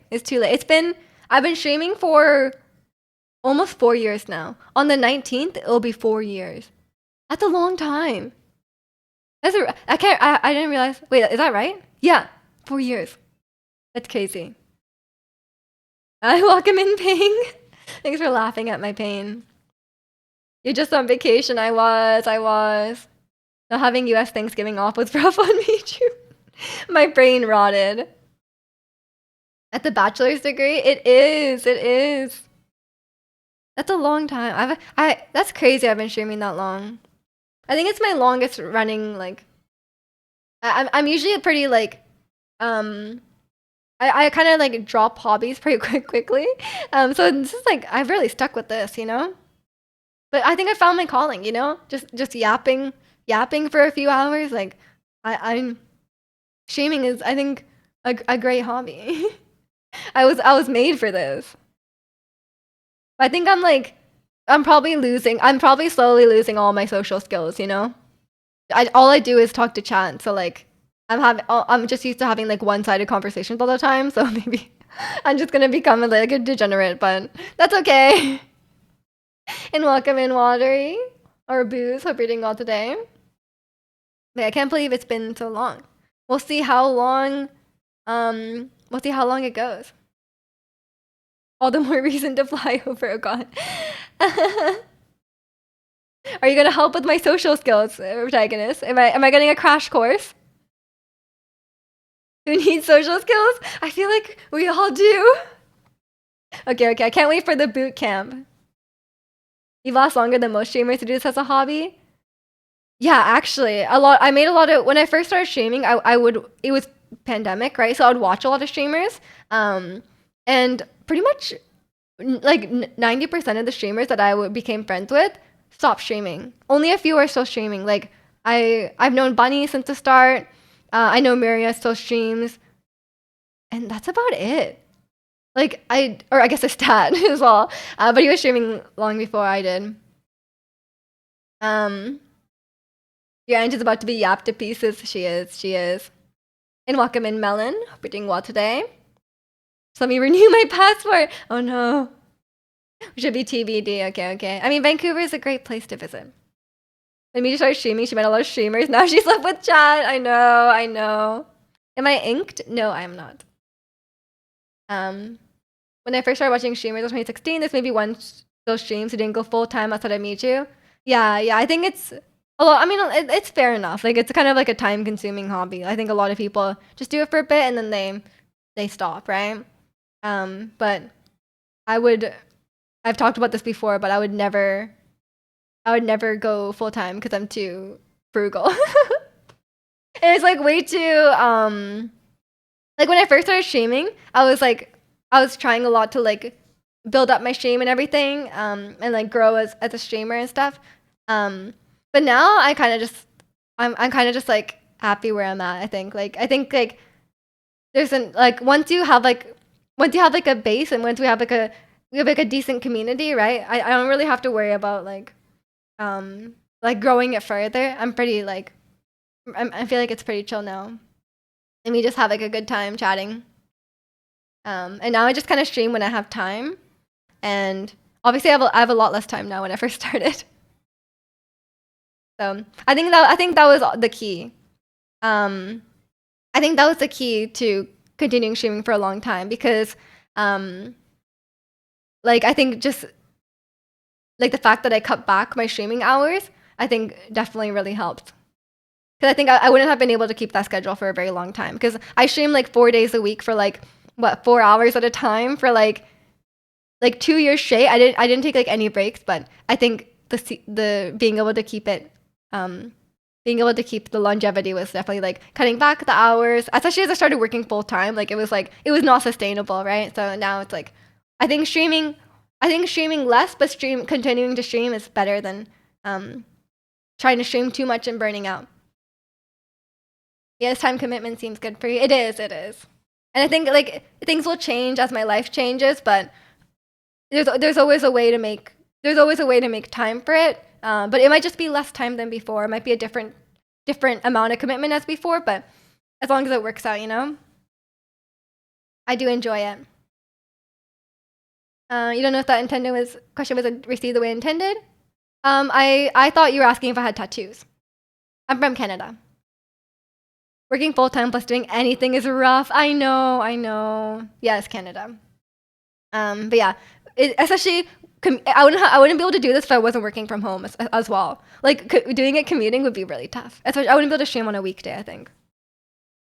As much as streaming a lot sounds neat, I don't think it's for me when I need to make a stable income. Exactly. I don't think relying on streaming for income is a good idea. Like I think it's just doing it as a hobby. If it progresses past that and you feel comfortable making it your full-time income, that's totally fine. But for me, I would never feel comfortable making it my full-time income because streaming is like while you might be making a good income now, like you probably won't be in a few years, right? It's a very short-lived job a lot of times. So it's it can be tough. For me, I'd rather just have a stable job, you know. um, and I think there's good things to doing it full time, but also there's a lot of stuff you lose when when you have to worry about doing full time. It's distracting your time to improve your social skills. That's true. That's true. While you're not working, giving streaming a legit chance to make it a full time job is a good choice, as long as you're still looking for a reliable job. Yeah, that's true too. It depends what you want. Like, if you really want to be a full time streamer, then like, I think you'll put more time into it, right? But I personally do not. I enjoyed like the period of time where I was really growing my stream and the stream was doing really well, and that's fun too. But I kind of like where I'm at now. I think burnout is a big thing about streaming full time. That's definitely true as well. In Lockerman Bunny, I hope you're doing well. I actually have to go. I said 12:15. I said 12:15, and it's 12:19 now. I gotta go. But yeah, it's good to see you, Bunny. But yeah, this is my last just chatting stream before I go off. But I'm still streaming on Wednesday. I'll be playing Genshin on Wednesday, and that'll be my last stream before I go away on Friday. But after that, I'll be back on the 28th. And make sure you join the Discord for any like updates and stuff like that. I'll try to post some pictures if I can, and I'll still be chatting and stuff in the Discord. But yeah, Julie hates Bunny. No, of course not. Can't believe she hates all of us. I'm leaving you all. I don't have donuts. Sorry, booze. But yeah, thank you guys so much for watching today. Have a great rest of your weekend, and have a great holidays if I don't see you guys. Yeah, take care, everyone. See you all in Discord. Bye.